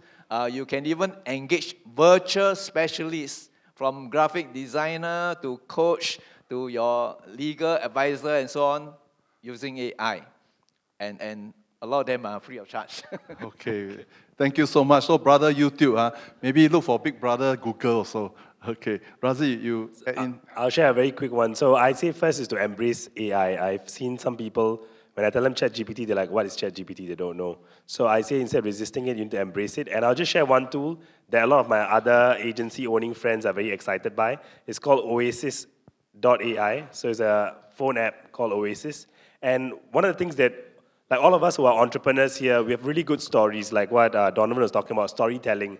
And the challenge is we have all of this in our heads, but we don't know, or we don't have the time to sit down and write a nice blog post or newsletter or LinkedIn update. So when you download Oasis, you can just talk to it. You can just describe whatever in whatever, as raw language as you want, like talking to a friend. And then you tell it what you want it. Do you want a LinkedIn post? Do you want an article? Do you want a newsletter?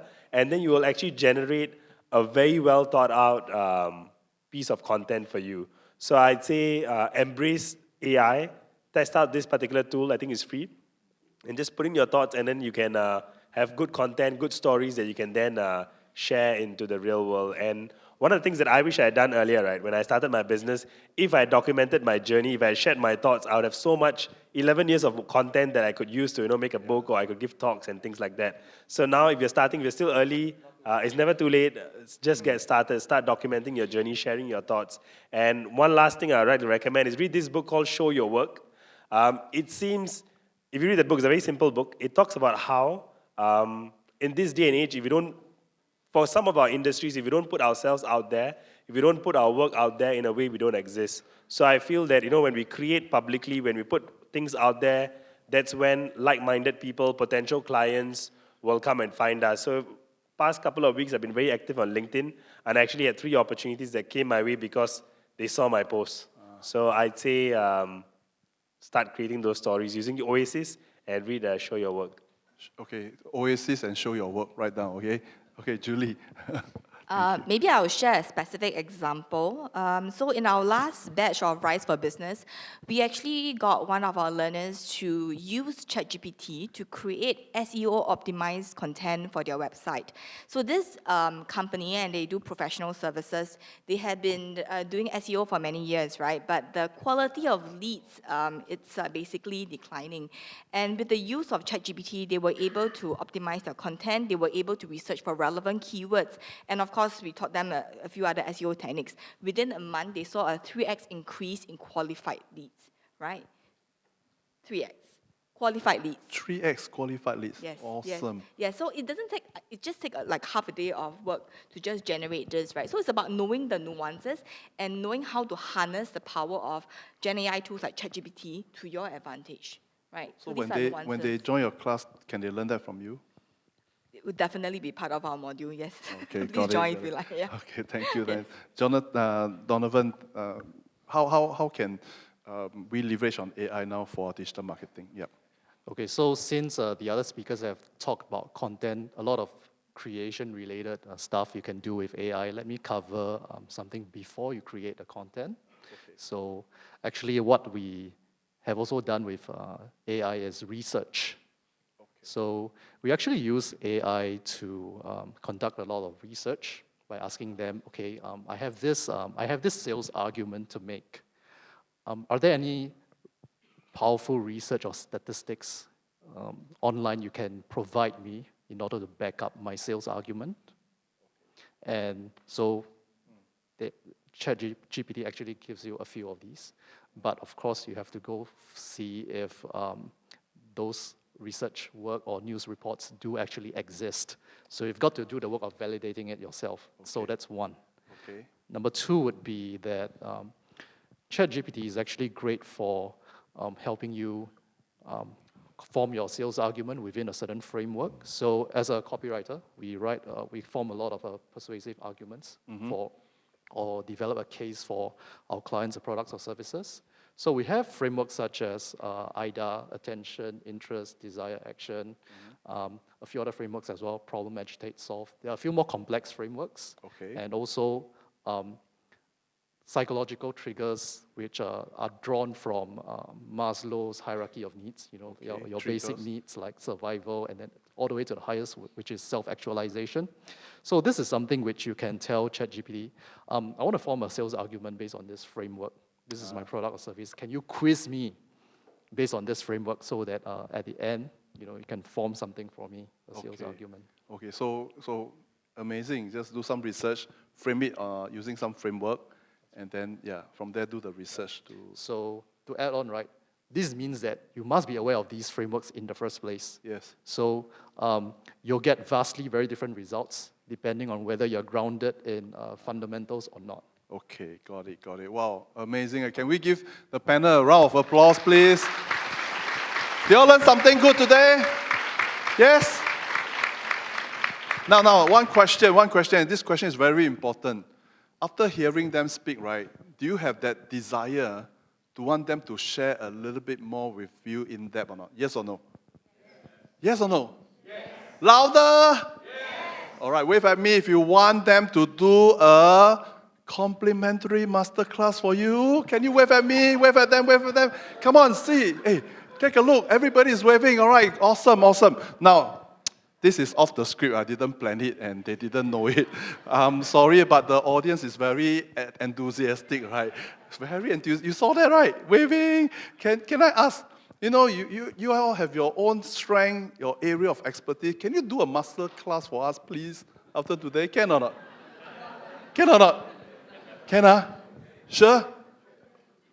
Complimentary for my guests here. Can? Okay.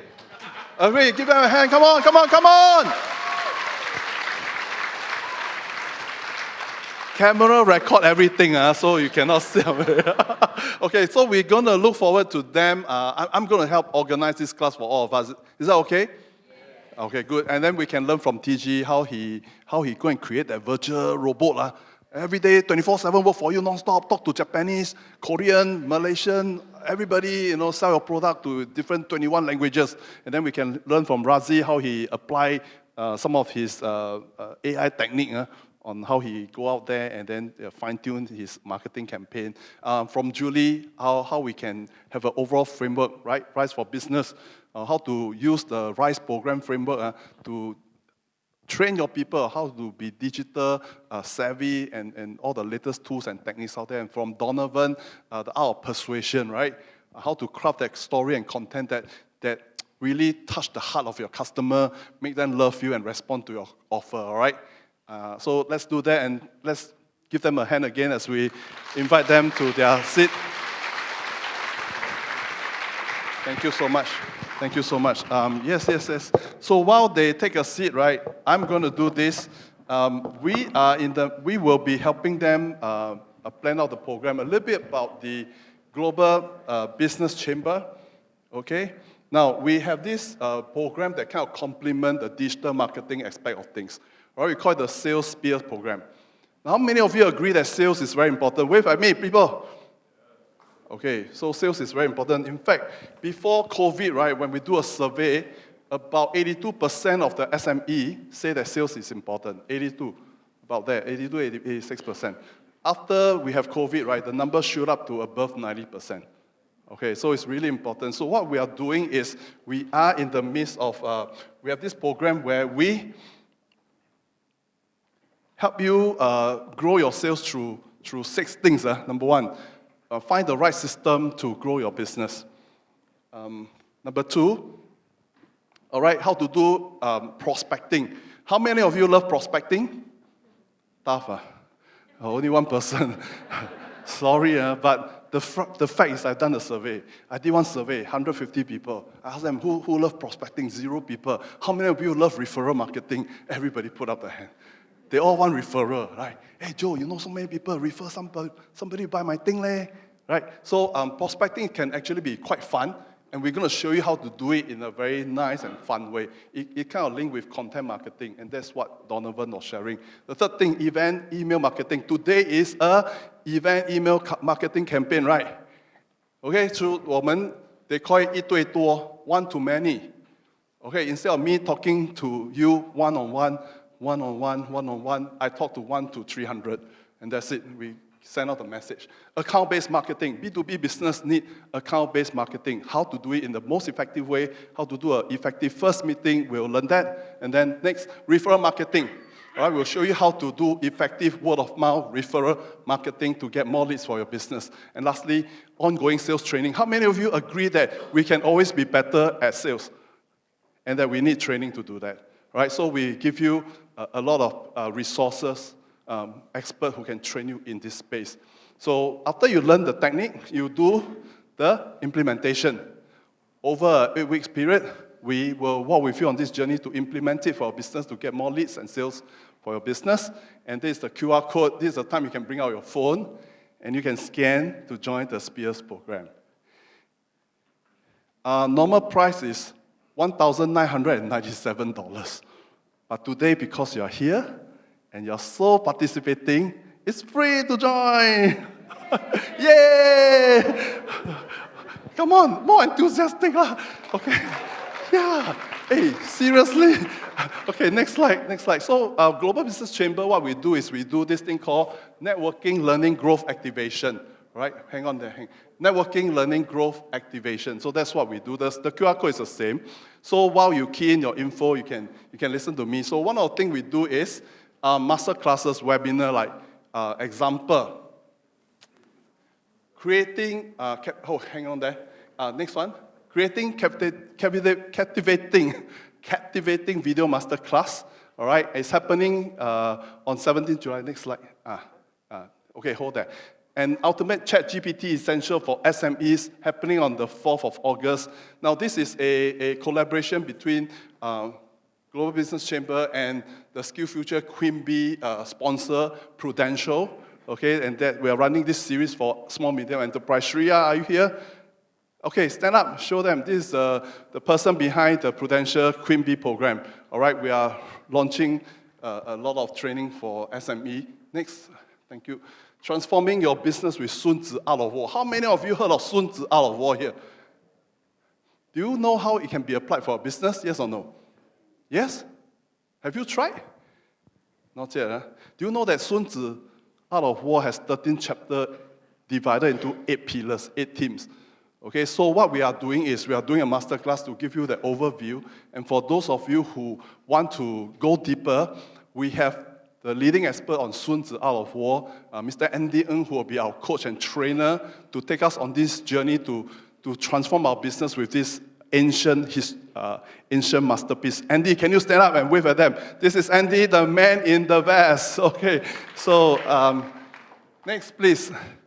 Unlimited leads. All right, how many of you like unlimited leads? Using LinkedIn prospecting and content marketing, you can actually generate unlimited leads. All right, so Fraser is here, but he's outside taking a Zoom call. Fraser, you're outside, right?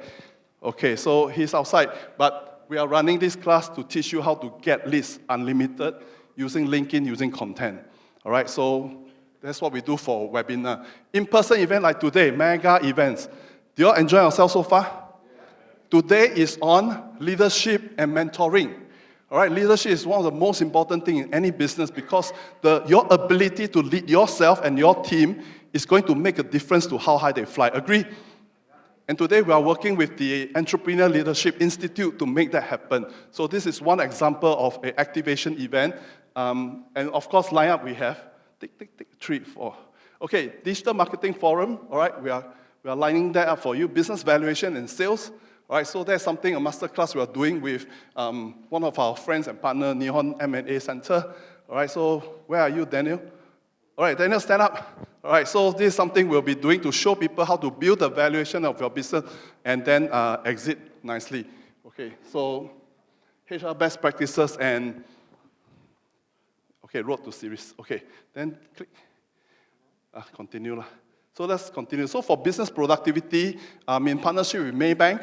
So with Maybank, we run a series for the Young Entrepreneur Summit Scheme and for the SME. So we have an ongoing series in August 23rd. You can come and join our workshop. If you like the BCG Rise for Business training that Julie is sharing, we can show you a bit overview of that. Okay, continue. Risk management, cybersecurity. So we run a lot of workshops for our members only. So you need to scan the QR code to get access to all this. All right, we are not giving to the public, so scan it and sign up. You just take you 1 minute. Now, last one, Spear. Now you find that when you scan the QR code, it's just a lot of multiple choice. You can choose what you like so that we can get in touch with you. Is that okay? Yeah, just multiple choice, and then you can do that. And then we have this revenue activation event to help you grow your sales. So I look forward to serving you. And coming right up, we have the next panel that's going to happen. Digital marketing, sales, it will help you grow your business. But after you grow a business, do you want to know how to exit or not? Come on, people. Every business you start must have an exit plan, right? Unless you just enjoy doing the work. Continue day in, day out, day in, day out, day in, day out, okay? But we're going to hear from some of the panelists, the top expert in the M&A space, how you can build up your business, the value of your business, and then how you can exit, sell it to the right buyer. Okay, how many of you want to sell a business at a good price? Wave at me. Come on, wave at me. Okay, thank you so much. So can we invite Bernard to do the intro? Sure. Thank you so much, Joseph. Thank you. I believe all you have gathered a lot of insights from marketing your business now. And as what Joseph had mentioned, we're going to teach you how to sell. What is the top 12 tips of selling a business? And I will be your moderator for this second panel. This is going to be the last panel. After that, we're going to do closing, and there'll be food provided at the end of the session. So it's going to take around 30 minutes, just FYI. And I'd like to invite the second panel to the stage, Carl, Eric, and Daniel. All right. Welcome.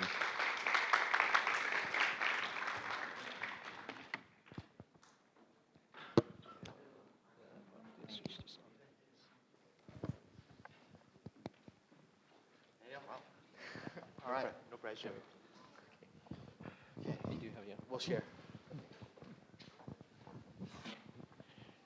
Okay. It's going to be a very intimate session, and I will welcome your questions with my phone. Yes. Same thing, QR code is over here, scan it. We welcome any questions. We'll take as much as questions as we can.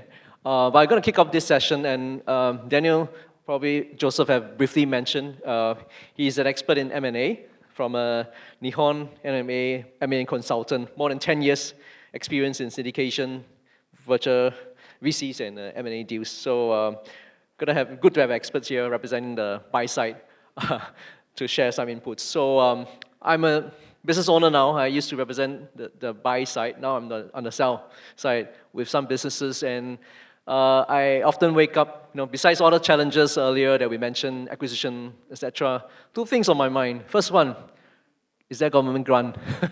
So maybe, don't judge me, but yeah. Second, it's like, when should I exit my business?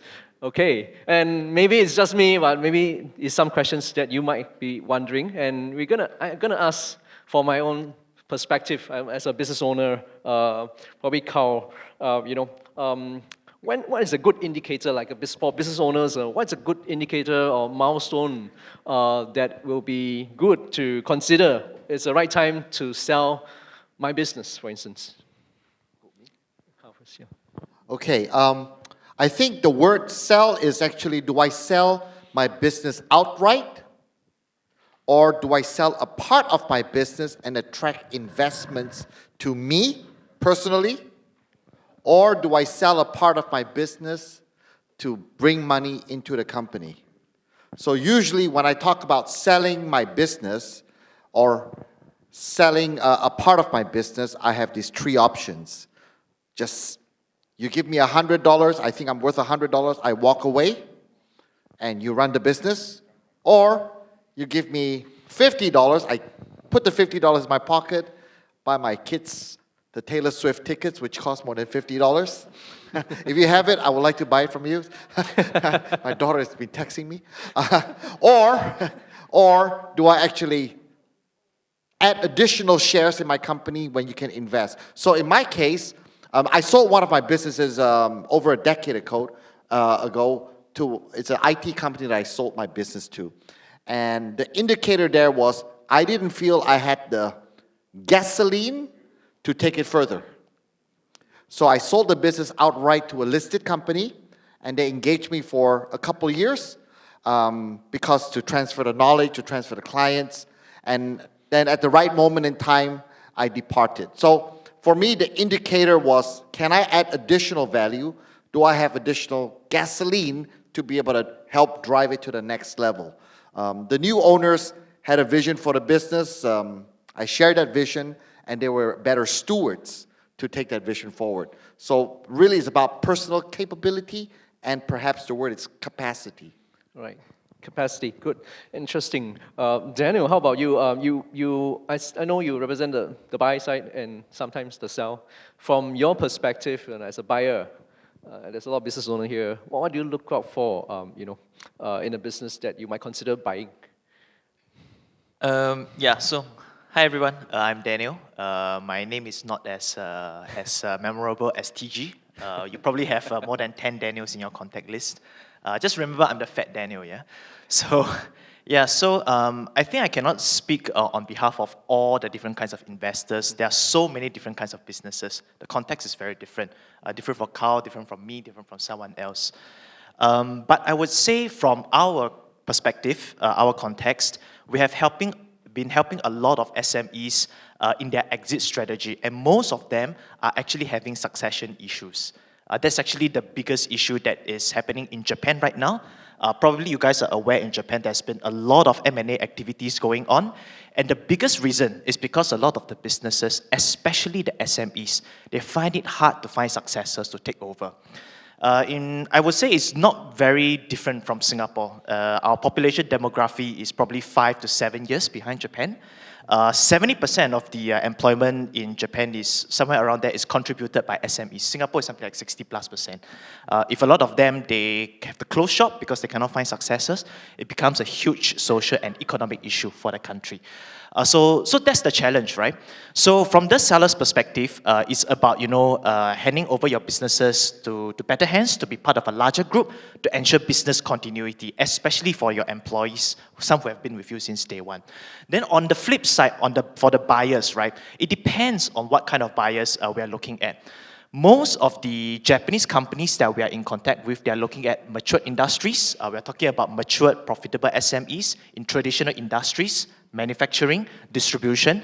These are the ones that we come into contact most with. Then the question naturally is, if the shareholders are going to cash out, they are going to leave the business, what's going to happen, right? In a typical SME scenario, most of the customer relationship, most of the operations could be concentrated at the top. It's very owner-centric. So if today I'm going to cash you out, the owner leaves and fly to Bahamas, and all his customer relationships go with him to Bahamas, then basically they bought a shell company, right? So the important thing is the key management. Who is going to be the key management? How long are they going to stay behind to ensure a successful transition, like what Carl just said? That to them is very important. And then, of course, the growth prospects, the other synergies, the customer relationships, the supplier relationships, the employees, these can all be discussed. But the people at the top, especially for SMEs, how to ensure that there's a successful successor to the owner is very important. Yeah. Thank you. Very insightful, Daniel. And it's a lot of owners, actually buyers, I saw some VCs, they've been scouting around, and a lot of times they know it's the owners, that it's the key man. And if they're going to buy him out, like what Daniel positioned is going to be an empty shell. So it's important that we grow our team to be sustainable, and the way we position to the investor has to be that this team is here to stay for a long haul, and the business can move on even without the key man himself. And of course, we build sustainable businesses. We want our business to be passive income even when we go on a break, right? So I think it's something to food for thought. Eric, you've been through a lot of, from Compaq to HP, Dell. There's a lot of buyouts, and you were bought, and so companies. What do you think were some pitfalls and when entrepreneurs should avoid when they sell the businesses? Yeah. So one of the things is that I just share the last merger and acquisition that I was in. So far, I went through the three mega merger, but the one that was most successful was really actually when Michael Dell actually bought EMC. The context of how this came about was because of the activists wanting to break up EMC because of they want to capture the value because we have a software company called VMware as part of EMC, and they were under a lot of pressure from activists, and you find that our particular chairman and CEO decided to actually engage Michael, and basically because of that, that was the acquisition. I think in that particular acquisition, what was important, I find, very important, a successful part of it is like what we call, when Daniel mentioned about the customer relationships, right? In some particular acquisition that I've seen, NMS has seen, what happened is that they lost a lot of the key frontline people in the sales organization. So for example, when I was within the HP Compaq acquisition, literally, two salespersons in the same account come together, one had to go. Because the investors, the street is looking at value capture to how many people are you going to basically cut off to be able to get the synergy in terms of cost synergies. And those are the things that they look at all the time. But Michael did it very differently. Michael actually took a lot of synergies itself on the particular back end, where you find that supply chain in terms of HR, finance, he was brutal in cutting costs, literally. But in the sales side of the house, the front line, he literally didn't cut a single people, effectively because he was so concerned about the relationships that they already have, the knowledge that they have, and it's so important to maintain this relationship. I mean, one particular customer that actually, before the merger, actually called me and said, I want you to guarantee that my account team do not change.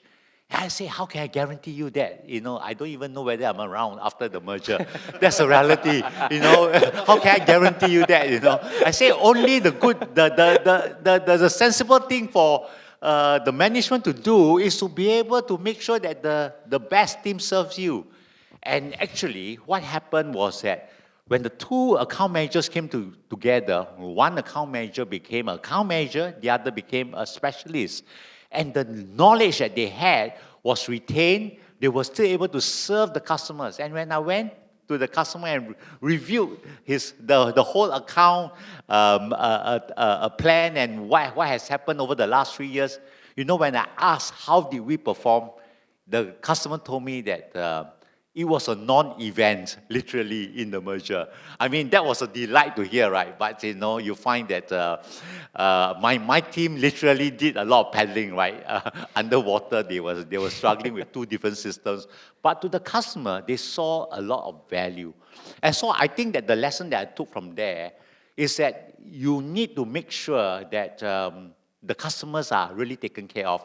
Some organizations literally buy organization, tech companies, and they just basically buy for their IP. They only maintain their engineering and the IP, and they basically, completely lay off their whole sales organization. I thought that was a wrong thing to do, and actually we see a significant failure after that. So I think it's important that customer relationships is so critical. Yes, interesting. Carl, how about you? You've sold businesses. Any, not say regrets, any advice for the audience here, some pitfalls that we should be mindful of when selling the business? I think the question is always, if people ask, is your business for sale? My answer is always yes, how much, right? What is the value of the business, and what can the investor or the person acquiring the business add to that value? And so, just a quick way of thinking. I look at businesses as two different types of businesses. On my left, which is your right, there's what I call cash flow business, profit and loss income statement business. We have a medical call center in Malaysia. It's got $100 worth of revenues. It's got $15 worth of net profit, and I can take $5 and put it in my pocket. That is the cash flow business. So with this type of businesses, if I'm going to sell it, I have to think that the cash flow will continue, either in perpetuity or investor, or I get some of the cash flow up front. So for that kind of business, I have one type of head, and the question is actually, will you pay me the cash flow for the next 10 years so I sell it to you, so I don't have to operate? The other type of business that I sell, that I built to sell, is actually what I call tech companies, right? Just keep in mind that Grab, which we all use here, is still not profitable. But Anthony Tan is worth like 40 billion, right? So nothing wrong with that. That's a different type of mindset and capability to build that kind of business. That is a business to be built to have what we call accretive increase in valuation over time. Right, so I have worked on these type of companies. I'm actually a chairman of a fintech company that has increased its value over time, and we're not profitable yet. But in Silicon Valley, if you're ever there, really all you really need is an idea, a logo, a website, and a PowerPoint deck. And if you can get that far, and you can convince and have 3 or 4 people to say, I really like what you're doing, in Silicon Valley, that's worth $5 million US right there. It doesn't really mean you're going to be successful, but the ecosystem in Silicon Valley creates that kind of buzz and that value. So, I mean, a lot of it's hype, and I've seen many, many failures, but we actually also look at businesses in that sense. And when we talk about selling our business, typically we don't sell outright. Typically we sell shares of that business, new shares issued. And then we hope to build value over time, and at some point in time, look at a monetization event as a trade sale or an IPO. So that's work in progress for me. Happy to have chats with you about that type of business. But it's two different types. One is what I call the valuation increase business, and another is called a cash flow business. That's at least how I simplistically look at the two types of businesses when I talk about selling or raising money? Thanks, Carl. In fact, as a VC, when we look at investments, I've been shopping around with some investors. There's a lot of SME owners who are looking to sell the business, exit. One problem for us investors versus a seller of a business is like, there's an emotional attachment to the company. No doubt there's constant cash flow, good books, but then the VC, the seller is asking for like 100 million because I built this business 30 years. It is worth that my son is not going to take over the business. It's a pity. It's going to be over 100. Carl, maybe I start from you. How do you balance that emotional attachment, for business owners, entrepreneurs, to make an objective assessment of that value, market value, and potential versus potential for growth? Myself? Yeah. I actually don't think you can be very objective when you start something, you create something, and the new person is going to take it over. It's very emotional at all levels. I mean, it's like I got a daughter and a son. They're teenagers still, but at some point in time, if they were blessed to find a life partner and get married, it's going to be emotional. Whether it's easy or not, it's never going to be easy. So for me, because it's a company that I formed together with my brother, the tech company, we want to find people who are good and, in my opinion, who share same values because, by the way, for everyone here, the number one asset that you have is your name, right? Your reputation. Businesses come and go. So we wanted to be associated with people who has similar values that we can have ongoing relationships with, because when something goes wrong, they will pick up the phone and call to us, or if something didn't work out, we will be able to pick up the phone and call them and have a cup of coffee and ensure that the relationship continues. So it is emotional. There's no easy answer. I'm actually quite interested to hear what Daniel's going to say, because he's the buyer, right? He represents the buyer. He's going to be next. Yes, Daniel, what's your take? I'm sure you met a lot of owners and they were asking for a skyrocket price, right? So how do you advise them? We frequently come into contact with a lot of matured traditional SMEs, more similar to the kind that you categorize as the cash flow kind of business. And yes, there's a lot of emotional attachment. When you created your company for 20, 30 years, it's practically your second baby. And everybody is very proud of what they've created. But then the thing is that most of them, they will feel that my company is the next Google, the next Amazon. Nothing wrong with that. I mean, everybody's entitled to their opinions. And if you really want to build your company to be the next Google and Amazon, please look for Carl and Bernard. They will teach you how to do it. Go sign up for the Spears program. So we need to tell and educate the SME owners what is the realistic expectation you can get. I'm sure there will be some other consultants that will come around and say, I can get you this fantastic valuation. I'll say, fine. If that's the case, get a consultant, get a buyer to come to the table, put an offer, and then see how it goes. And if you really can get that offer for you, I'll be happy for you. So the emotional aspect, yes, is there. But maybe I would like to offer another perspective, which can be quite emotional as well. And it's really talking about the perspective from a wealth management or wealth preservation. A lot of taukeneos, right, SME business owners, after they sell their company, their net worth, maybe double, maybe triple. So they were thinking, like, what should I do with all this money, right? Some of them, they abhor private bankers. Some of them, they love private bankers. But throughout all these conversations, some thoughts really crystallized in my mind. So something very simple, right? Wealth management. If you got $100, you try to diversify your risk. You put your money into, say, 5 companies, $20 each. Or maybe you like this company more, you put $50 into this company, then 20, 20, 20, 10. You try not to put $100 into one company in case this company fails and then your net worth is totally gone with it. This is purely from a wealth preservation perspective, yeah? But a lot of business owners in Singapore is actually doing that. You're putting a lot of your eggs into one basket, which is in the company you founded. But you don't really realize that, right? Because firstly, by SMEs, by definition, it's a private company. That means you don't really know your market value. It's not like you own a share, or say an Apple stock. From second to second, the ticker shows you how much your net worth is in Apple stocks. But private companies is only when an investor comes along, puts an offer on the table, then you know what's the market value of your private company.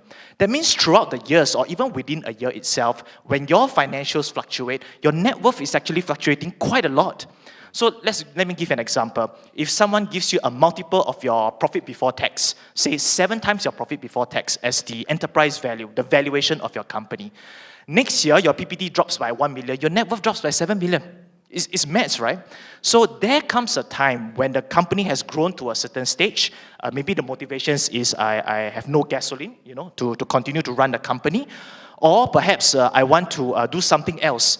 So when a company is matured, when it reaches a certain stage, then you must start to think from your perspective, from a wealth management perspective, maybe I should be realizing the value from the company itself, and with the proceeds, I diversify. I can invest in stocks, I can invest in bonds. If I'm very conservative, I put it in fixed D, which now is increasing, right? So so that's one perspective as well. For wealth management, wealth preservation, family wealth management, that is pretty emotional, I would say. Yeah. Thanks, Daniel. In fact, as a wealth manager in private bank, a lot of our clients are business owners. The first thing that come to us is, can I get an equity loan? Do you take my shares? I'd like to draw down.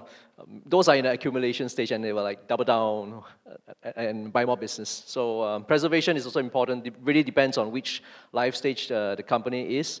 But one problem that in the banking, when we face SME owners, is always cash flow. It's like, oh, but then I need more cash flow. I'm thinking of taking a loan. If you can't give me, maybe I'll sell my business. I may need some money for investments. Maybe direct these questions to Eric, on this part of strategic factors, because you'll be MD for a lot of big organizations. What do you do, when you consider evaluating potential buyers or acquisition offers for your business, just for equity injections, per se? So for me, I think that as a subsidiary, I don't have that particular luxury. Yes. But I think that, I think that one thing about, I actually dealt with a lot of my partners, especially in terms of, my partners itself, my channel partners, a lot of them actually do definitely face a cash flow, and this is something that is so important.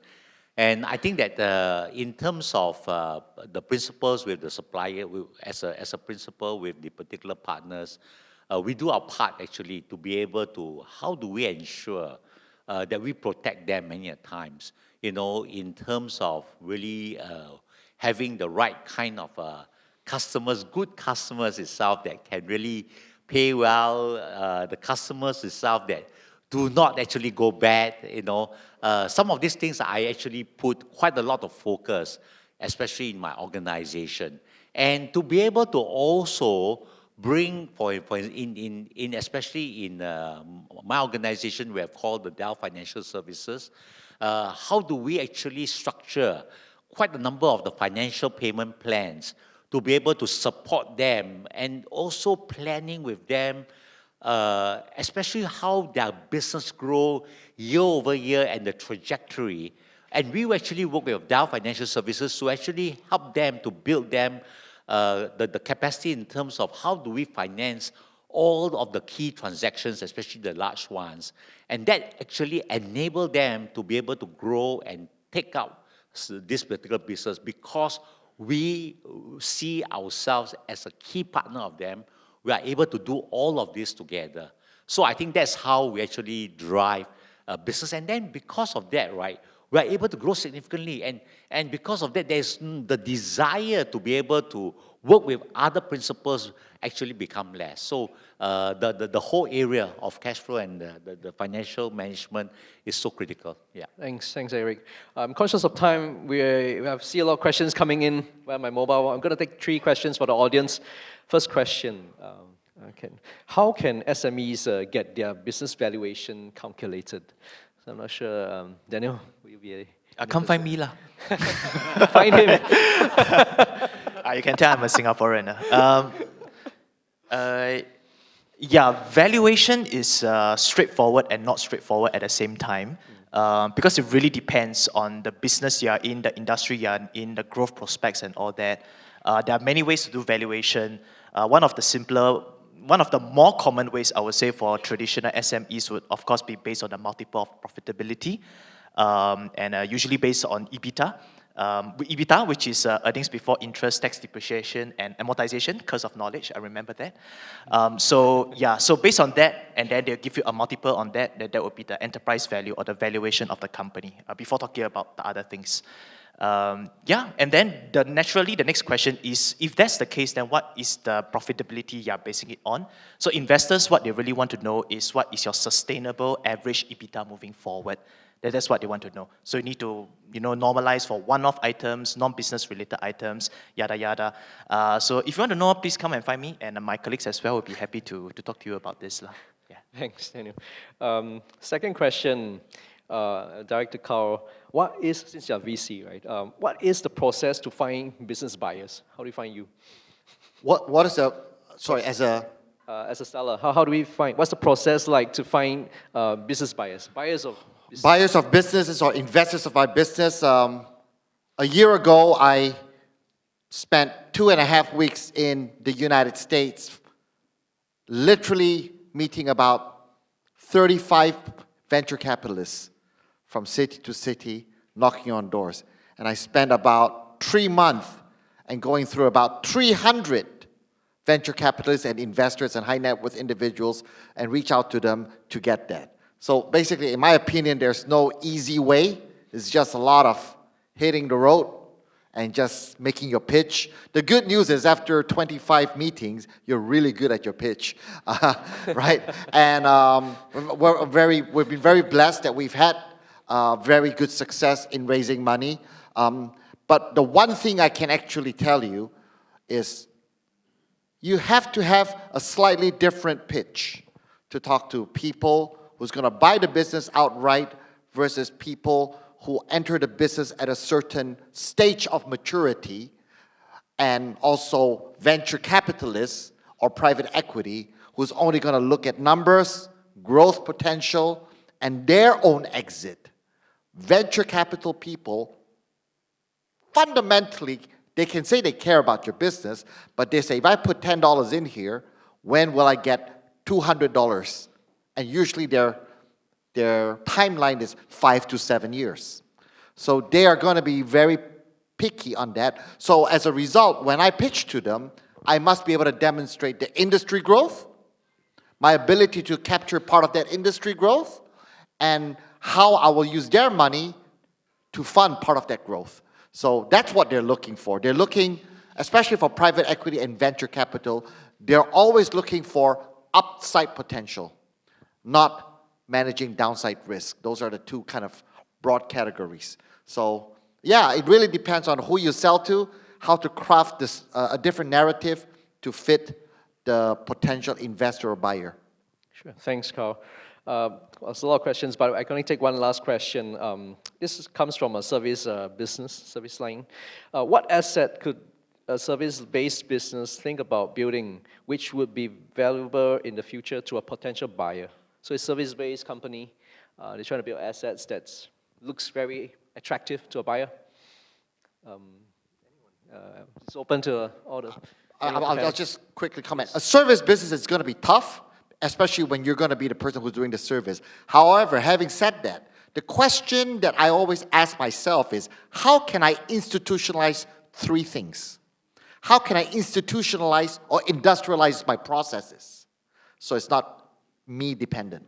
Not that easy, but it's possible. I have a call center, and that's what we've done. My standard operating procedures, right? Second thing is what my brother Eric has said. How can I institutionalize or deepen the relationships?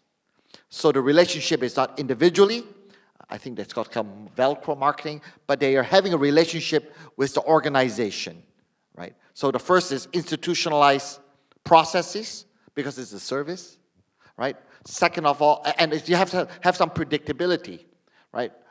Because the quality of service can be very fluctuating. Second is actually institutionalize the relationship and hopefully institutionalize some kind of intellectual property, right? For example, trademark is an intellectual property. If you have patents, that's actually not intellectual property. Or even trade secrets. Trade secrets, for example, the formula for Coca-Cola, Nobody ever knows about it. It's not patented. I don't think it's patentable, but it's a trade secret. So if you have certain things that you do very uniquely that you can actually embed into the business, I think that's very powerful. It's easier said than done. That's why we have a whole bunch of consultants here. Thank you. Daniel, we have anything to add for service-based businesses? Yeah, basically everything Carl has said, plus a little bit more. I think in terms of the Singapore context, right? If your business is mainly in Singapore, yeah, I presume most are Singaporeans here. What is so different about Singapore compared to other countries? What is our competitive advantage? If I were to ask you this question, humans, resources, no, we have none of them compared to, say, Malaysia, say, Indonesia. Natural resources, none of it. What we have as a competitive advantage is our rule of law and our transparency of doing business. Yes, other countries may be able to catch up, but it will take a long time. Maybe 1 generation, 2 generations before it reaches our standard. That is our competitive advantage. So businesses and industries in Singapore that thrive actually relies on this a lot. So that means if you're in the service business, go for that. For example, get your BCA work heads, get your supply heads. Those create a competitive moat. Because if you don't have this kind of licenses, you don't have this kind of adherence to regulations, it's very hard to do business in Singapore. For example, the industries in Singapore that thrive because of this, biopharma, finance. That's why they thrive. Yeah, because Singapore is a very rule-based, very regulations-heavy country. And that's how you thrive. And maybe the other thing there's a bit of a food for thought is something that investors will usually ask. Actually, most PE funds ask out of everything else. If you are in the service industry, how much of your revenue is recurring? They want to know that. Yeah, if it's very lumpy, let's say it's very project-based, you could have years where the revenue is high and then years where the revenue is low, then it becomes very challenging. They want stable, recurring income. That to them has more assurance. Because it's very simple, right? For example, if you are in the M&E industry, you do a lot of construction projects. There are years where you get hundreds of millions of revenue. The next year, one single project is gone, straight away your profit goes into the red. And then it becomes very challenging. And if you are you're an SME owner and then you put in all those personal guarantees, right? You're going to have sleepless nights.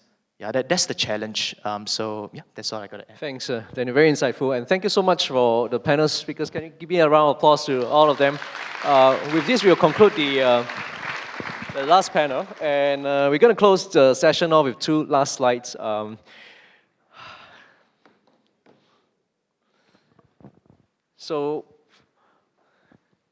All right, everyone, just want to quickly show you this there's a picture of this outside you can take.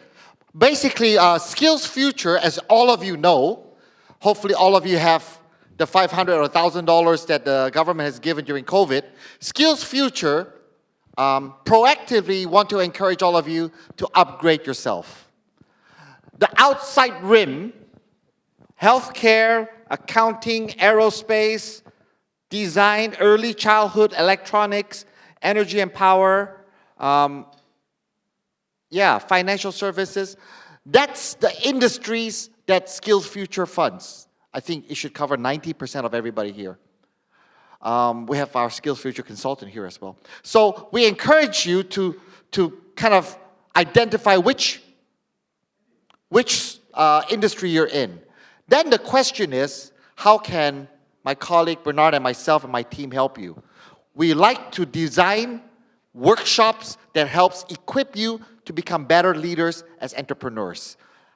From a functional point of view, better in accounting or software development or marketing, with people like Rezi and Donovan and TG, right? Those are technical skills as well as the soft skills. How do I actually recruit better? How do I engage and coach my colleagues better? My staff or even my boss? So these are the journey that we like to encourage you to journey with us on. Next slide, please. You guys can take a look at this. We are a business. We're here to sell as well.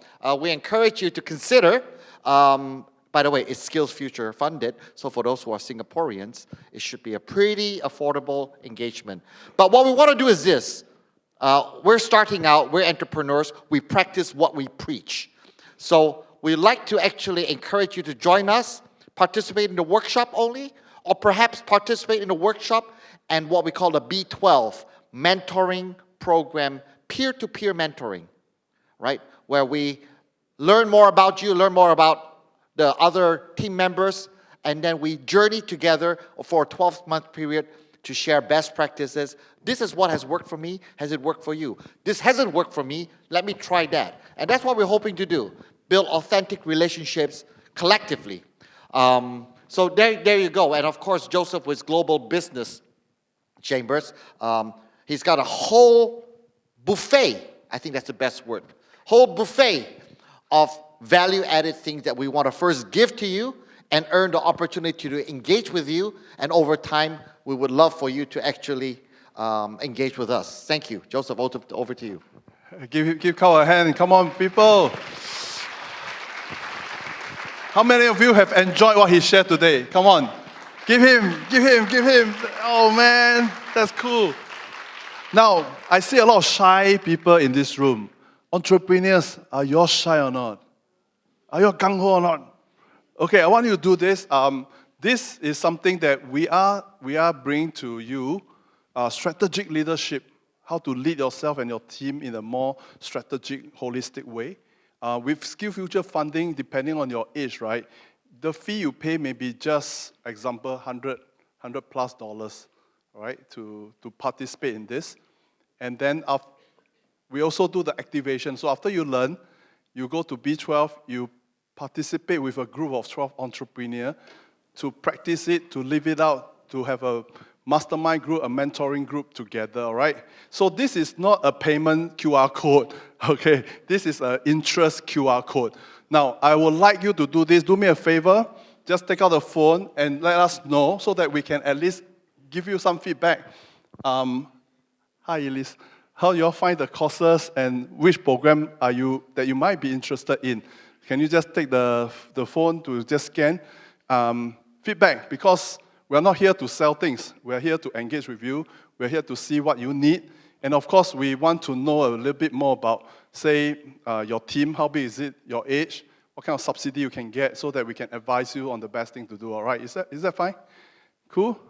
We are dynamic!